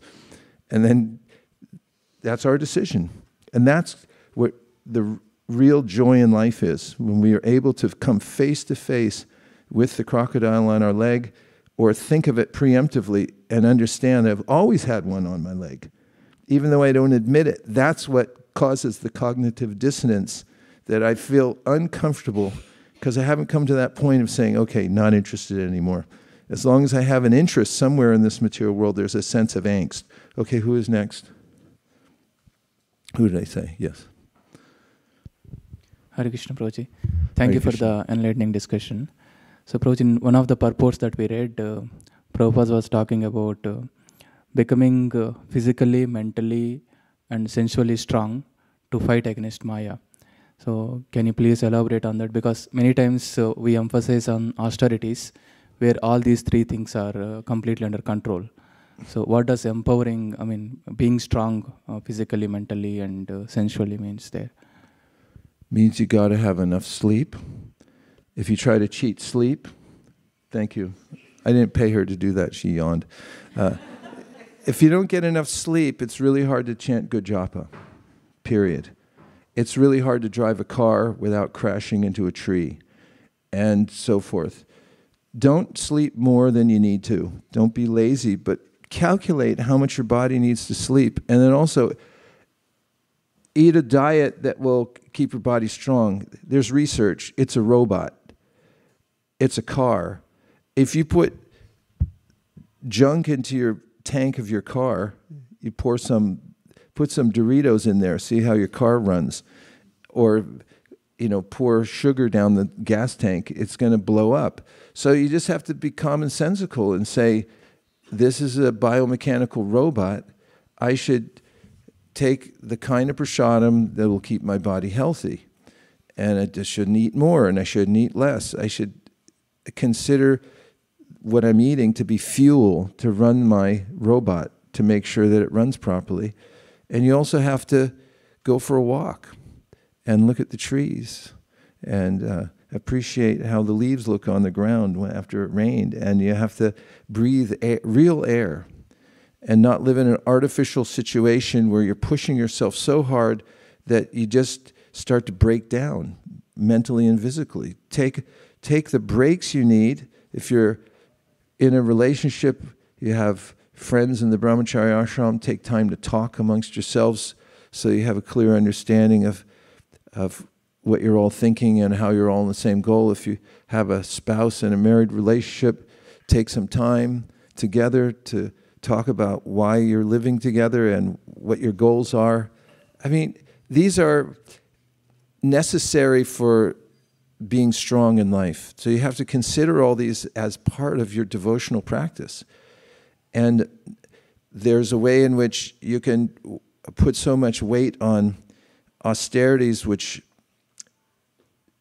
some austerities at some time of your life may strengthen you, and some austerities at another time, the same austerities at another time of your life may weaken you. And you can't just conform to a status quo. You have to adjust according to what you see is necessary for you so you can be steady in your Krishna consciousness. Okay, yes. I actually had the same question as Pavani Bhakti Mataji, and your answer made a lot of sense. What was the question? Please restate it. We were talking about how it's bad to have forgetfulness, that we depend on Krishna. And I was just wondering on the day-to-day how we feel that dependence. And what do you feel was my answer? We have to read more and absorb Shastra in a way and come to the mindset ourselves that we have this dependent on Krishna and we have this choice. And to make that choice, we have to be less dependent on, or we have to realize the material world is a place of discomfort. Thank you. Thank you. I don't even remember what I said. Okay, who is next? You're next. Amodavardhana flew down here on his private jet. Hare Krishna Guru Maharaj. So in 730, it says, those in full consciousness of me who know me, the Supreme Lord, to the governing principle of the material manifestation of demigods of all methods of sacrifice, can understand, know me at the time of death. So today's talk was about essentially creating a situation where we feel inspired, encouraged, and motivated to increase our sadhana and our service attitude.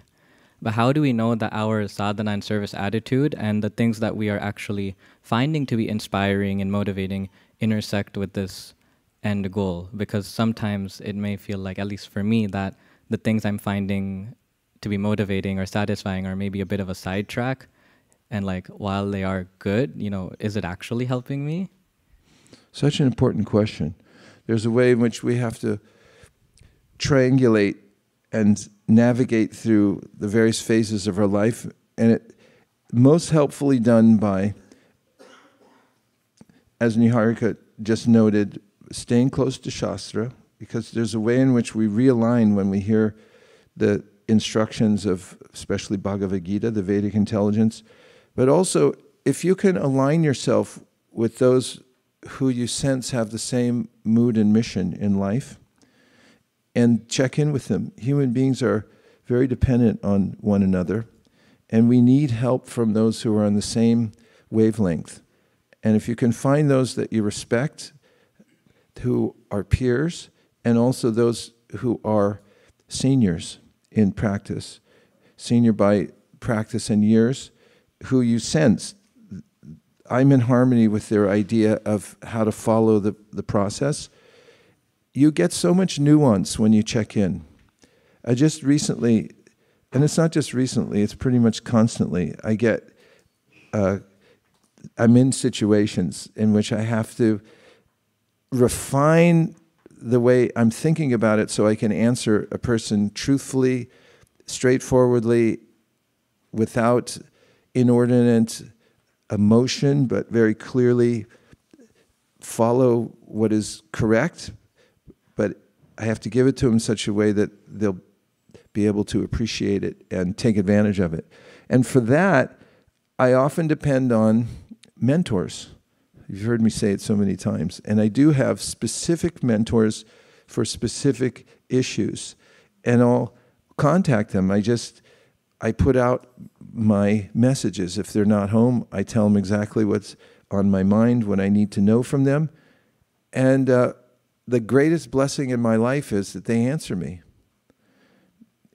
And sometimes I've already come to the conclusion just by asking them and thinking about what they would do in the situation, but then I also get their return. This morning I got a couple of voice messages from somebody that I asked 5-6 days ago, but he was busy, but he answered me now after the fact, and I said, okay, confirmed, I did the right thing.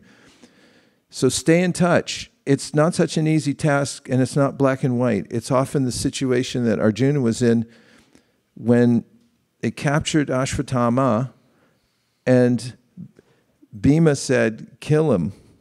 Draupadi said, I said kill him before, but I changed my mind. And then Krishna said, Arjuna, what are you going to do? And he said, you got to do something. And Arjuna came to the conclusion, oh yes, through the presence of Krishna and his strict adherence to thinking of Krishna and being his devotee, he came to the right conclusion. I'll cut the jewel, which Prabhupada said was a very wise compromise, because it killed his social stature. There's no way in the Vedas it says you should kill a Brahmin, even if he's a Brahma Bandhu. So all of that was done through consultation, albeit subtly. Okay? And there was one more. Hare Krishna Maharaj. I think, so we talk about, I was contemplating on one verse, Bhagavad Gita. Krishna says to Arjuna that Ma manusmara yuddhacha. So in daily life, we have a battle, we go to work, we have to battle. At the same time, to remember him, we have to come back. So it's kind of,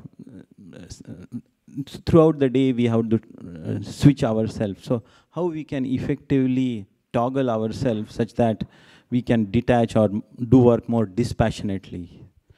Prabhupada answers that in his purport to that verse, which is Tasmat sarveshu kaleshu manusmara yujya mayarpita mana budhir mami vaishyasya samshaya, right? So first remember me, then fight. And so in the purport, Prabhupada says, this is a very important verse for all people who have to work in the world. And he says, what you should do is chant Hare Krishna. And there's a way in which if you chant Hare Krishna, then you'll remember Krishna. And there's an uncanny way, because Krishna and his name are non-different, that if you take shelter of Krishna's name through chanting the Mahamantra, then you'll be properly guided. And that means you should chant good rounds, actually great rounds. Try for that. As much as possible. Keep coming back to that. Don't by degrees let it slip and say, well, I'll do it later. But try to do as best you can every day. And then there's no harm in continuing chanting, even while you're in other situations. You can chant in your mind. You can remember Krishna by chanting the Mahamantra under your breath. Or if you get a break, you can go and chant a little bit more. I noticed, remember yesterday when we all went to San Francisco? You remember? I'm remembering it too. And it's an overwhelming environment, isn't it? It's designed to bewilder the soul. And anytime I go out to present Krishna consciousness to others, and I feel that overbearing energy, either from my own mind saying, what are you doing out here? People are going to reject you, or whatever it may be. If I just repeat the Mahamantra in between when I'm talking to people, then I suddenly feel I'm on the transcendental platform. And my mind gets free. And oftentimes when I'm sitting in my own room at home and I start feeling overwhelmed, there's so many things to do, I couldn't possibly do them all. My go-to process is chant Hare Krishna. As soon as I start chanting Hare Krishna, and that doesn't necessarily include my rounds, It means at any time my bead bag, I keep it sitting there. And then, okay, I can't deal with this anymore. What am I going to do? Pick up my bead bag and chant Hare Krishna. And it's a miracle. Every single time I do that, I feel not only relief, but I start getting good ideas. And it's as if Krishna is speaking to me and saying, here's the solution. And how did it come? Hare Krishna, Krishna Krishna, Hare Hare. Hare Rama, Rama Rama, Hare Hare.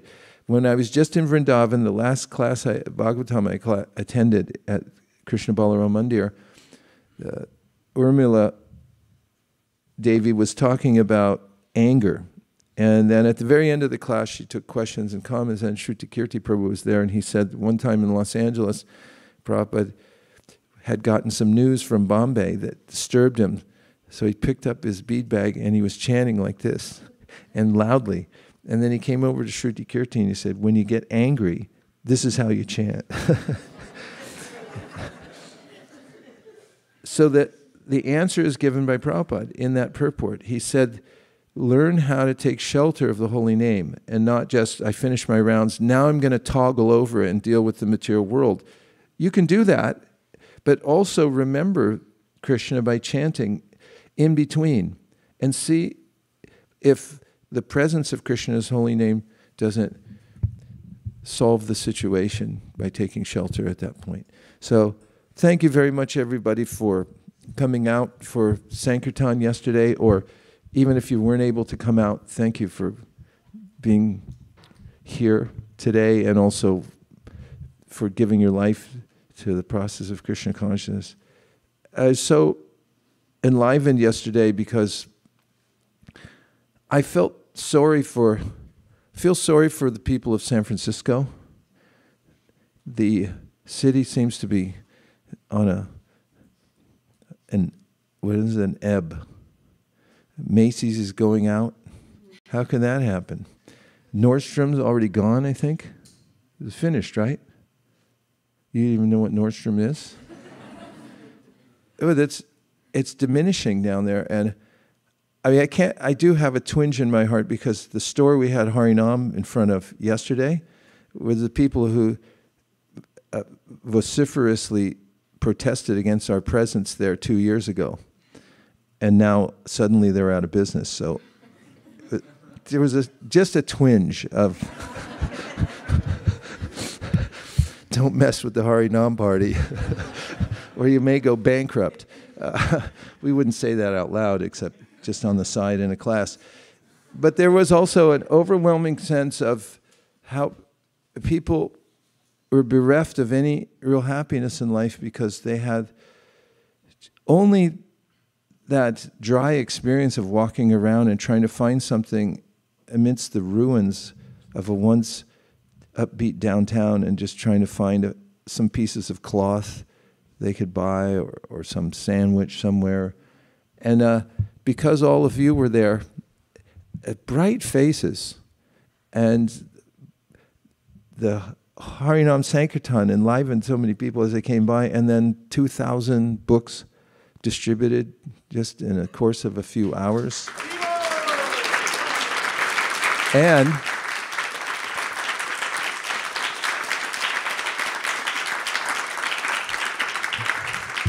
who would have thought that people would be attracted to free prasadam? But they lined up and they ate everything. All the prasadam, you could see people sitting, eating prasadam in every direction. And it just felt like, okay, if you want to feel better about the world and yourself, do Harinam, distribute prasadam, distribute books, and just try to help people from that level. And we saw so many people respond in positive ways. Dear Srila Prabhupada, dear Shri Chaitanya Mahaprabhu, Shri Shri Panchatattva, Shri Shri Radha Madan Mohan, Shri Shri Lakshmi Nrsingadev, if you so desire, please inspire us and empower us so that we can continue to expand the welfare work of Shri Chaitanya Mahaprabhu by doing more and better Harinam everywhere, as it was yesterday. Side point, thank you for the team. And distributing massive prasadam, books, and the holy names to people all over the world, and also having a welcoming environment for each person to come back to so they feel like they have a real friend and they can take up the practice of Krishna consciousness. And also, please let us beat Mayapur. Thank you for considering our request. Om Tat Sat. Everyone agrees with this prayer in whole or in part. Please unmute and say Hare Krishna. Hare Krishna. Hare Krishna. Hare Krishna. So that was the warm-up act for the real show, which is now coming up, thanks to Risheshwari Leela, who will announce our next speaker. Vanchakalpadrishya kripa sindhabevacha patitanam bhavyo vaishnavebhyo namo namaha nantakori vaishnaviniki jai gaur premanande haribol. Hari Hari Bol.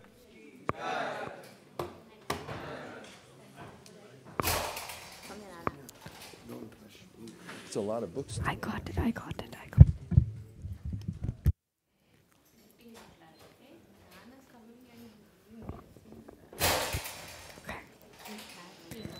Mm-hmm. Mm.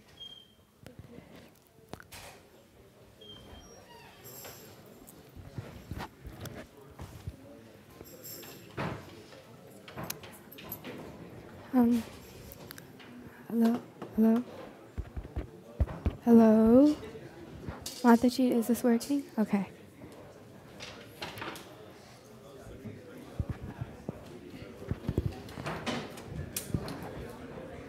Hello?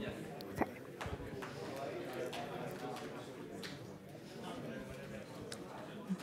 Hare Krishna. Thank you for a wonderful class this morning, Maharaj, taking us through the lessons we can learn from Gajendra's story. We will continue from the 6th canto. Today is Soumya Darshana, our 13-year-old, one of our favorite youth here, daughter of Tadiya Seva and Dhanalakshmi Mataji and sister of Garidhari, will be presenting on a topic from the Disapproved but Not Disowned book, and I'll let her start.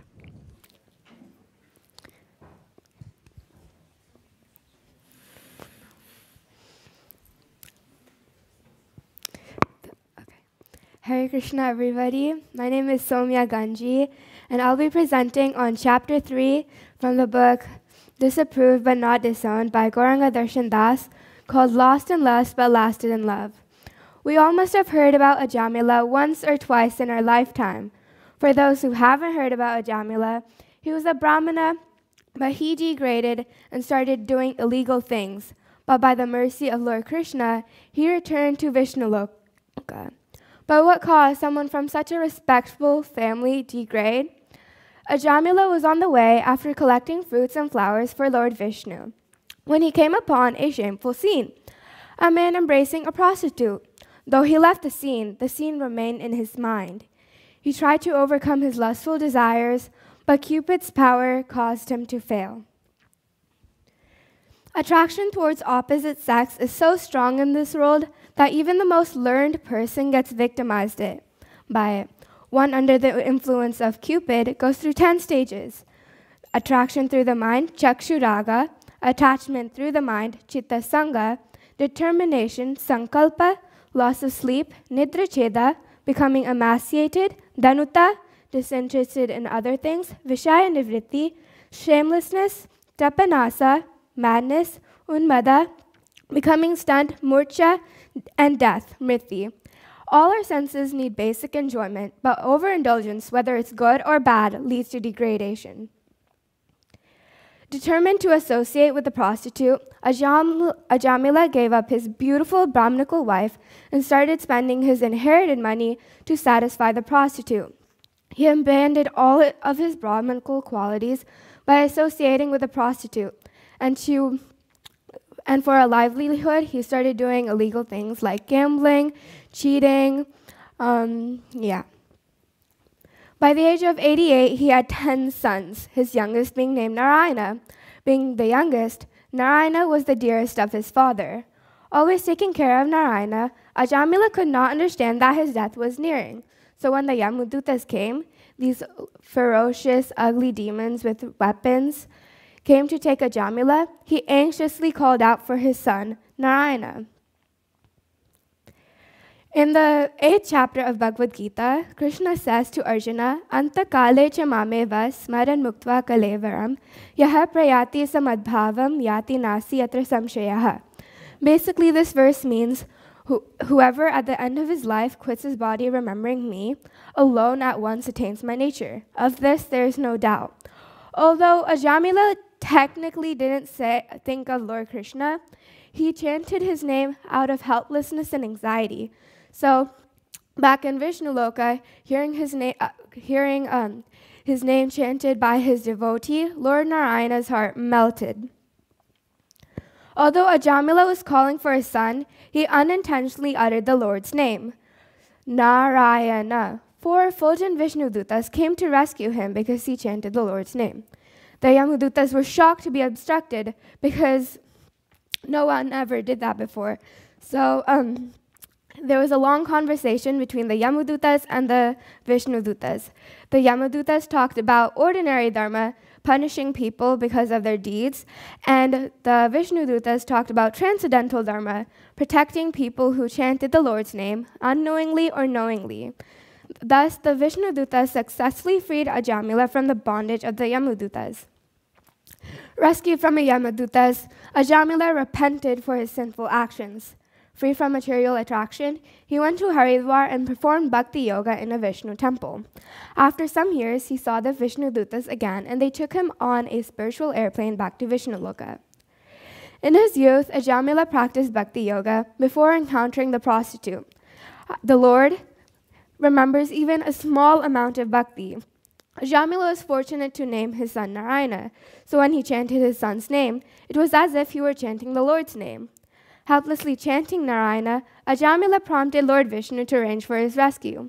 It's an offense to sin relying on Krishna's names to nullify the sin or to chant to erase sins. Ajamila, however, committed neither offense.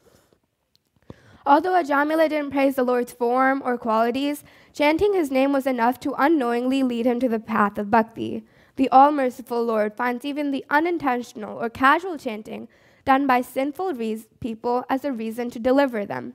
Of all aspects of the Lord, his mercy upon his devotees is foremost. Hare Krishna.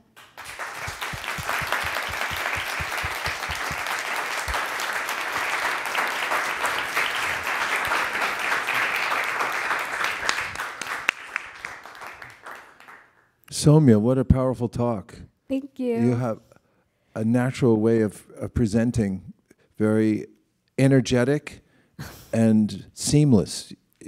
You flow, your words flow forth very easily. And I found the presentation succinct, but at the same time packed with the important points about the pastime. You selected just the right amount to keep interest, but at the same time impart lessons. I have a question, if I may. Yeah, thank you. I noticed at certain points you gave what seemed to be an even more enthusiastic mention of, and I'm wondering what point or points that you took away when studying the pastime, because you put so much into it, that really touched you. What are the ones that you took away that you noticed them and they stuck with you? Probably the 10 stages of Cupid's power. So that really stuck out to me. Yeah. Do you know why they stuck out? Do you have any?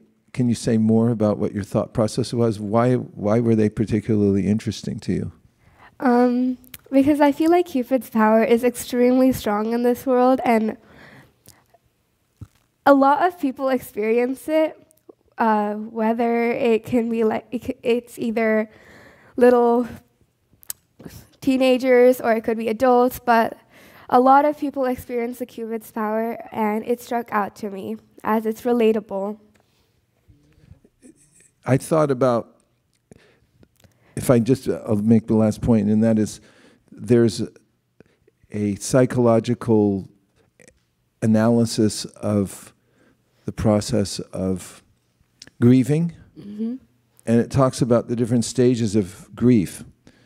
And I find that people who are going through grief, who hear about that and are able to analyze what they're going through, then can objectify it a little bit more, because they understand that it's inevitable and it has its stages, and there's a beginning, a middle, and an end. Mm-hmm.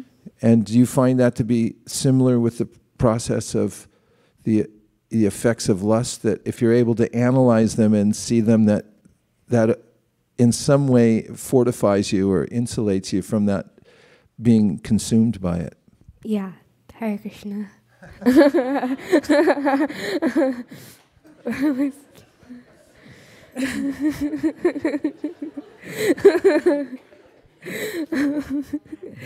I'm going to give more answers like that too, but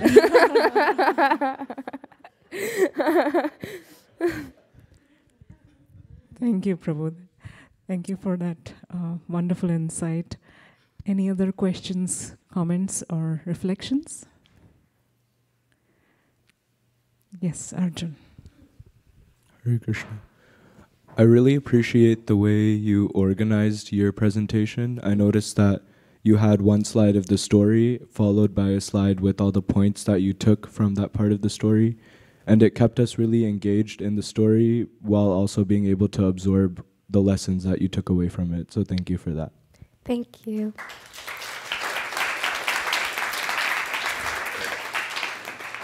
Thank you. Anyone else would like to ask any questions or share any thoughts, reflections?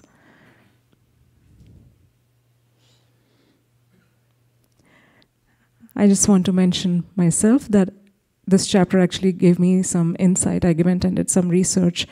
The quotation about the stages of lust comes from Bhagavatam 10:42-14 purport, and it's a statement actually by Srila Vishwanath Chakravarti Thakur. So it was very interesting that how one can actually see the stages. 10:42-14. Soumya, would you like to read the purport? Yes, please. Srila Vishwanatha Actually, just the context, so the translation and then the purport. The 10 effects of Cupid. Yeah, no, Mataji, if you could scroll up to the translation. Oh, okay. Of the verse, yeah. The sight of Krishna aroused Cupid in the hearts of the city women. Thus agitated, they forgot themselves. Their clothes, braids, and bangles became disabled, and they stood as still as figures in a painting. Srila Vishwanatha Chakravarti states that since the women of Mathura immediately experienced symptoms of conjugal attraction when they saw Krishna, they were the most advanced devotees in the city. The 10 effects of Cupid are described as follows: Chakshuragaha, Pratamam Chitta Sangas, Tatota Sankalpa Nidrachedas, Tanuta Vishaya Nivrittis, Trapanasaha, Unmado Murcha Mritir iti etaha, Smara Dasaha Dasaiva Syu. First comes attraction expressed through the eyes, then intense attachment in the mind, then determination, loss of sleep, becoming emaciated, disinterest in external things, shamelessness, madness, becoming stunned, and death. These are the 10 stages of Cupid's effects. Srila Vishwanatha Chakravarti also points out that devotees who possess pure love of Godhead generally do not exhibit the symptom of death, since this is the inauspicious in relation to Krishna. They do, however, manifest the other 9 symptoms, culminating in becoming stunned in ecstasy. Thank you. Yes, Prabhu. Can you scroll up to the translation again? Do you know what the word disheveled means? I've heard of it, but I don't really know. Let's look it up. We have a research team there. It's a really good word.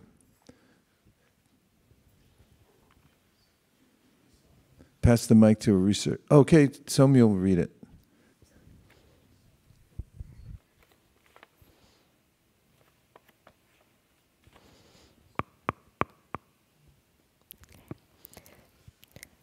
Disabled, Disheveled. Disheveled. Of a person's hair, clothes, or appearance, untidy or disordered. Keep going, yeah. Okay. It's from Latin capulus and Old French chevel, which is for hair. Am I saying this right? Okay. You're doing great. Old French, decheveler, Old French, dechevelé, and Middle English, desheveli, and deshaveled, Late Middle English. Late Middle English from absolute desheveli, from Old French desheveli, past participle of desheveler, based on chevel, hair, from Latin capulus. The original sense was having the hair uncovered, later referring to the hair itself, hanging loose, hence disordered, untidy. Compare with unkempt. Continue? No, that's good. Okay. Now you'll never forget what disheveled means. And the context, too, is helpful, just knowing that if somebody's hair's all messed up, you kind of get a sense of unruliness. There's another word in the purport, emaciated. Do you know that word? We'll scroll down, it's near the end, it's in the last paragraph. Or it's second to last. There it is, becoming emaciated. Do you know that word? I know it, but I don't know how to explain it. Put it into words. Now you'll know how to know it, and you'll know how to explain it. Just read it. Okay. Emaciated, abnormally thin or weak, especially because of illness or a lack of food. Early 17th century, from Latin emaciate, made thin, from the word emaciare, from E, variant of X, expressing a change of state, macius, leanness. Leanness? Yeah. Sorry. Yeah. Like somebody who hasn't eaten for a long time, they look skinny. What if they were emaciated and disheveled? Oh.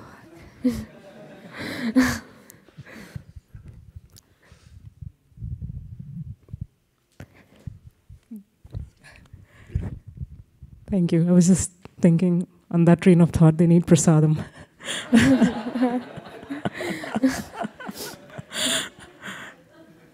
Thank you so much, Soumya. Thank you, everybody.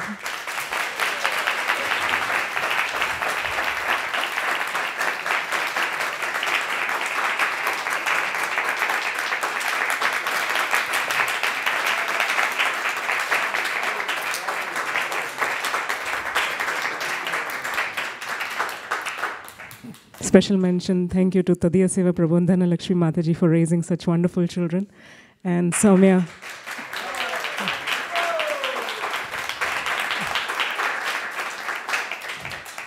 Soumya is one of the top scorers in our quizzes in Kaishora class, so I'm very proud of her.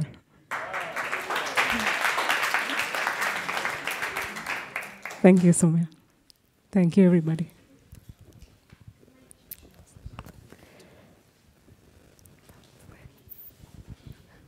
We have a couple of announcements to make. First will be a brief announcement from Bhakti community.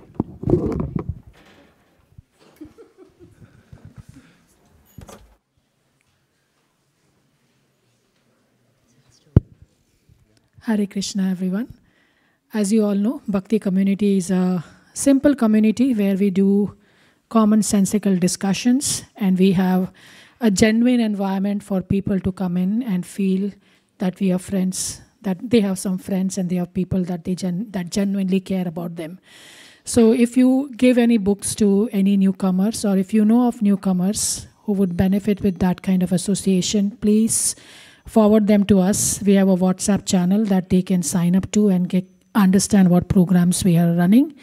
We have programs almost throughout the week, Monday, Thursday, Sundays, and also Fridays. So, and we also have on in-person programs. If people are more interested in joining in person, you can invite them to our Mantra Zone programs.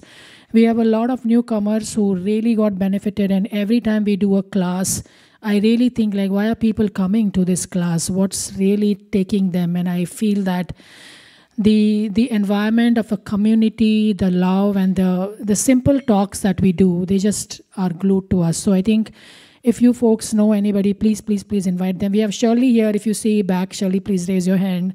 She's stuck with us for almost 5 years, and she comes regularly to all Bhakti community programs. And one day she reminded me, do you know I'm still around? I said, yeah, I know you're still around. So, yeah.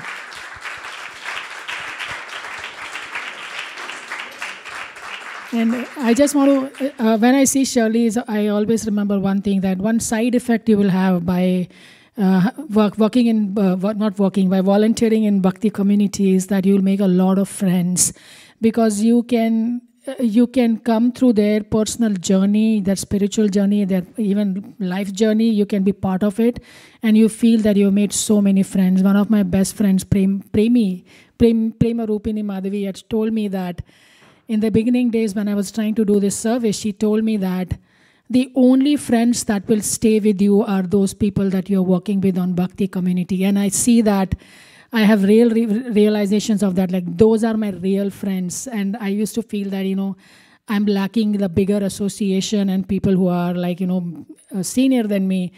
But just being in the Bhakti community, I think I've made so many friends. So if you feel that, that inspires you, please consider to volunteer for Bhakti community.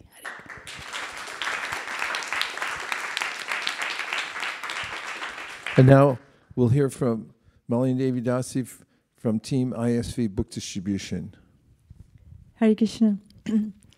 As His Grace Vaisesika Prabhu was mentioning, yesterday's Harinam was out of this world.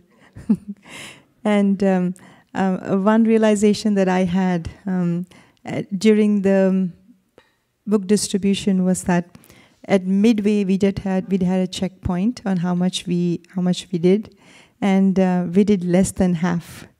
So we took 160 cases of Bhagavad Gita, and we were still 95 cases left. So I was thinking, how are we going to do this? There is no traffic, because as Prabhu was mentioning, it is dying down. And then, as Prabhu mentioned in the class today, surrender to the Lord, I was just thinking, I'm not going to worry about how the books are going to go.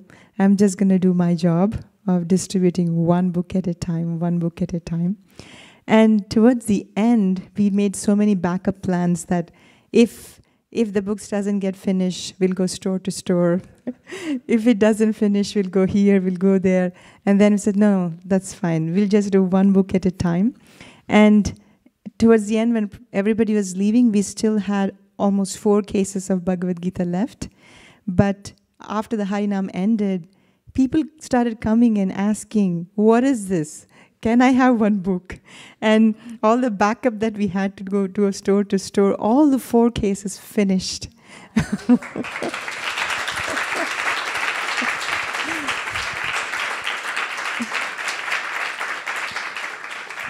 So it's Krishna who was doing everything. He was sending all the nice people. Even though the stores were closed, we observed that a lot of visitors came. We met many people from Morocco who came. And there was one, I think, teenager or maybe a little older. She came then said that, I'm from Morocco, and I like what you're doing, the Harinam and everything. And she said, I want to come back to you, because right now she has to go back to work. But she took all the contact information and everything, and she said, this is the best. She took the Arabic Bhagavad Gita, and she went. So it was really inspiring. And there was another person who actually speaks Farsi. He came and he asked, do you have a center here? I really like what you're doing here as in the Harinam. And then we gave them the contact of the Bhakti SF. And I asked, we have a goal of distributing 4.2 million Bhagavad Gitas. Would you be able to help? And he said, if you have any Farsi books, I will take. So whatever books we had, like different titles, multiple of them, he said, I will distribute it to all my friends. So he took and he distributed. And we also met a barber who came and who asked, what is this? And we told him this is the book on yoga meditation. He took few of them with him for his store to give it out to his customers. And we just realized that when Chaitanya Mahaprabhu said, there's so many fruits, how many can I pick, how many can I distribute? I felt so overwhelmed to see so many books, how do we distribute? And then when all these people were coming and helping, the barber coming, the Farsi guy coming, saying, oh, okay, this is what Mahaprabhu meant, that, please, I need help. And then they all came and they took the books, and I think that's how it was distributed. And the last one was a lawyer who came to the table, and he said that he got the Bhagavad Gita, the Trimurti books, and then he came to the table, said, what other books do you have? We didn't have many. I gave the 4 questions, and he said, okay, what else do you have? And then I said, I don't have anything on the table, but there is something called Srimad Bhagavatam. And then he said, yeah, I like to know more about that. And then I said, I don't have the books right now. Do you have any online copy I can get? And then I said, yes, we have an ebook available, without looking at the Srimad Bhagavatam. He got the entire set of Srimad Bhagavatam, and then he went back happily. So all these miracles.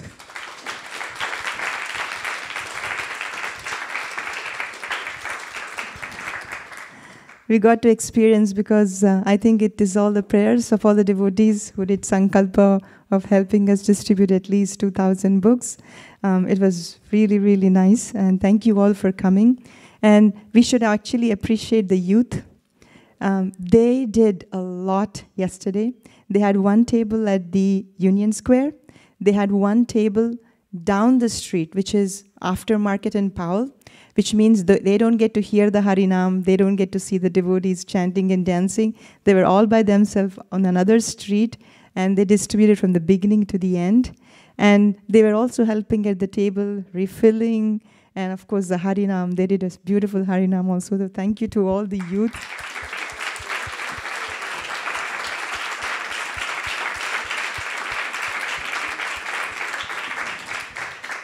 And the expert guidance of Shamalangi Mataji.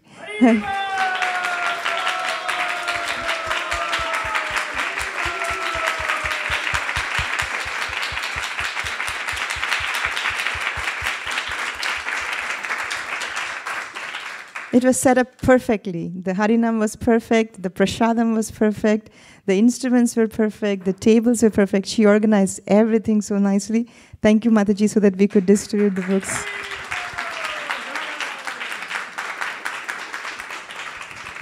And apart from that, there were many other teams who went yesterday. One team went to Santa Cruz. Madhav Govinda Prabhu and team went there.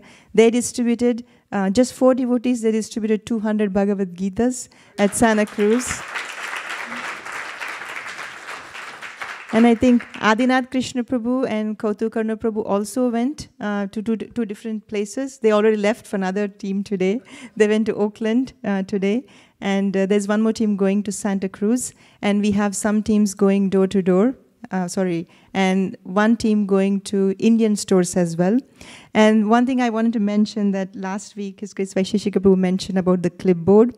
That clipboard really works. And I mentioned last time too, but we had some names that were put in. Like we pre-filled some names with some amount so that people can come and see. 5 cases of Bhagavad Gita, $540, 2 cases, 1 case, whatever we've pre-filled.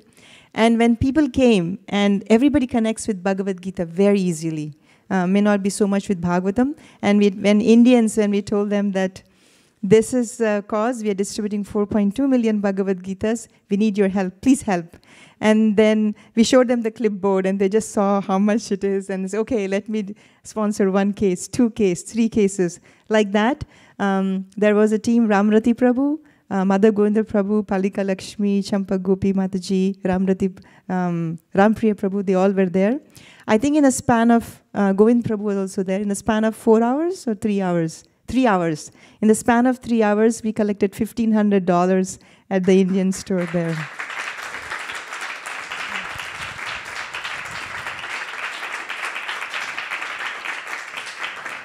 So we encourage everyone to try this. Seattle. Yes. Yeah. So that was the last announcement, that there is a team went on traveling Sankirtan. This is Krishna Saka Prabhu, Kamalakshi Mataji, Achyuta Chaitanya Prabhu, Manjari Gopika Kishori, Nikunja Nayaka Prabhu, and Aradita Anuradha Mataji. They all went traveling Sankirtan to Seattle. I know that you came here. We were just wondering, like, how come devotees are coming from here and we are going there? But there's a big festival it's kind of Christmas in the park, but it is for one whole month. And last year, about 1.2 million visitors came to attend that festival. So Krishna Saka Prabhu wanted to try, and they all joined. And yesterday was the first report. It was really good, is what I heard. We don't have the numbers yet. I texted them, but we don't have the numbers. But it seems it's really good. So maybe Krishna Saka Prabhu wanted to decide and he will stay back there. I don't know what he's going to do. But two of the other two devotees are coming back, but Krishna Saka Prabhu we don't know yet. So they're still out there. I'm sure they might be already out distributing books now. So it was really good. So think of different ways on how you can distribute. And if you need any help or any questions you want to join, please let us know. Thank you very much. Hare Krishna.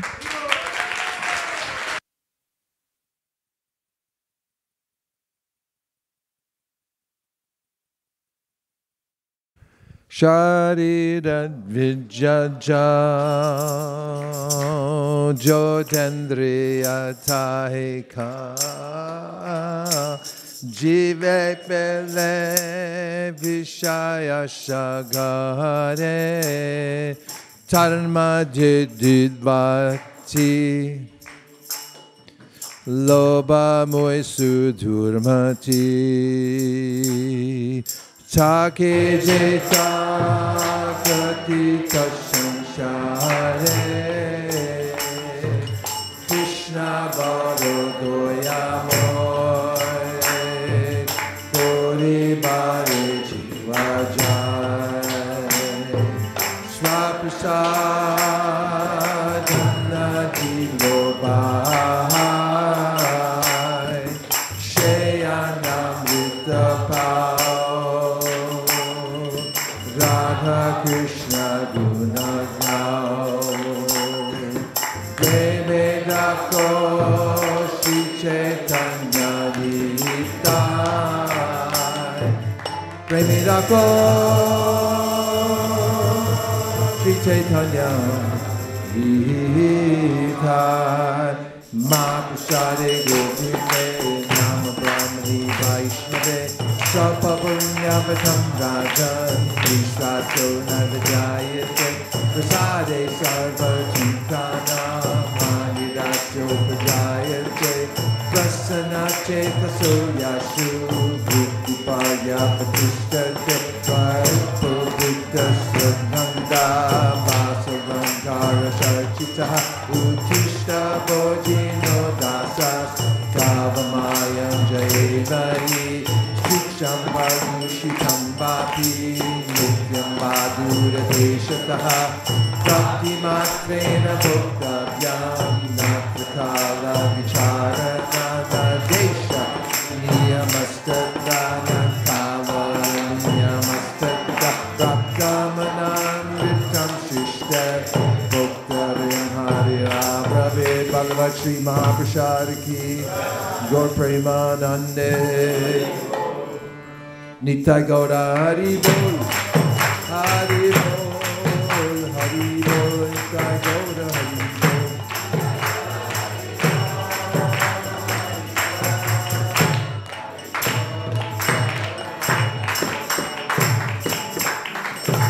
Please come take prasadam. Prasadam will be served in the picnic area. Go out this door, take a sharp right, and you'll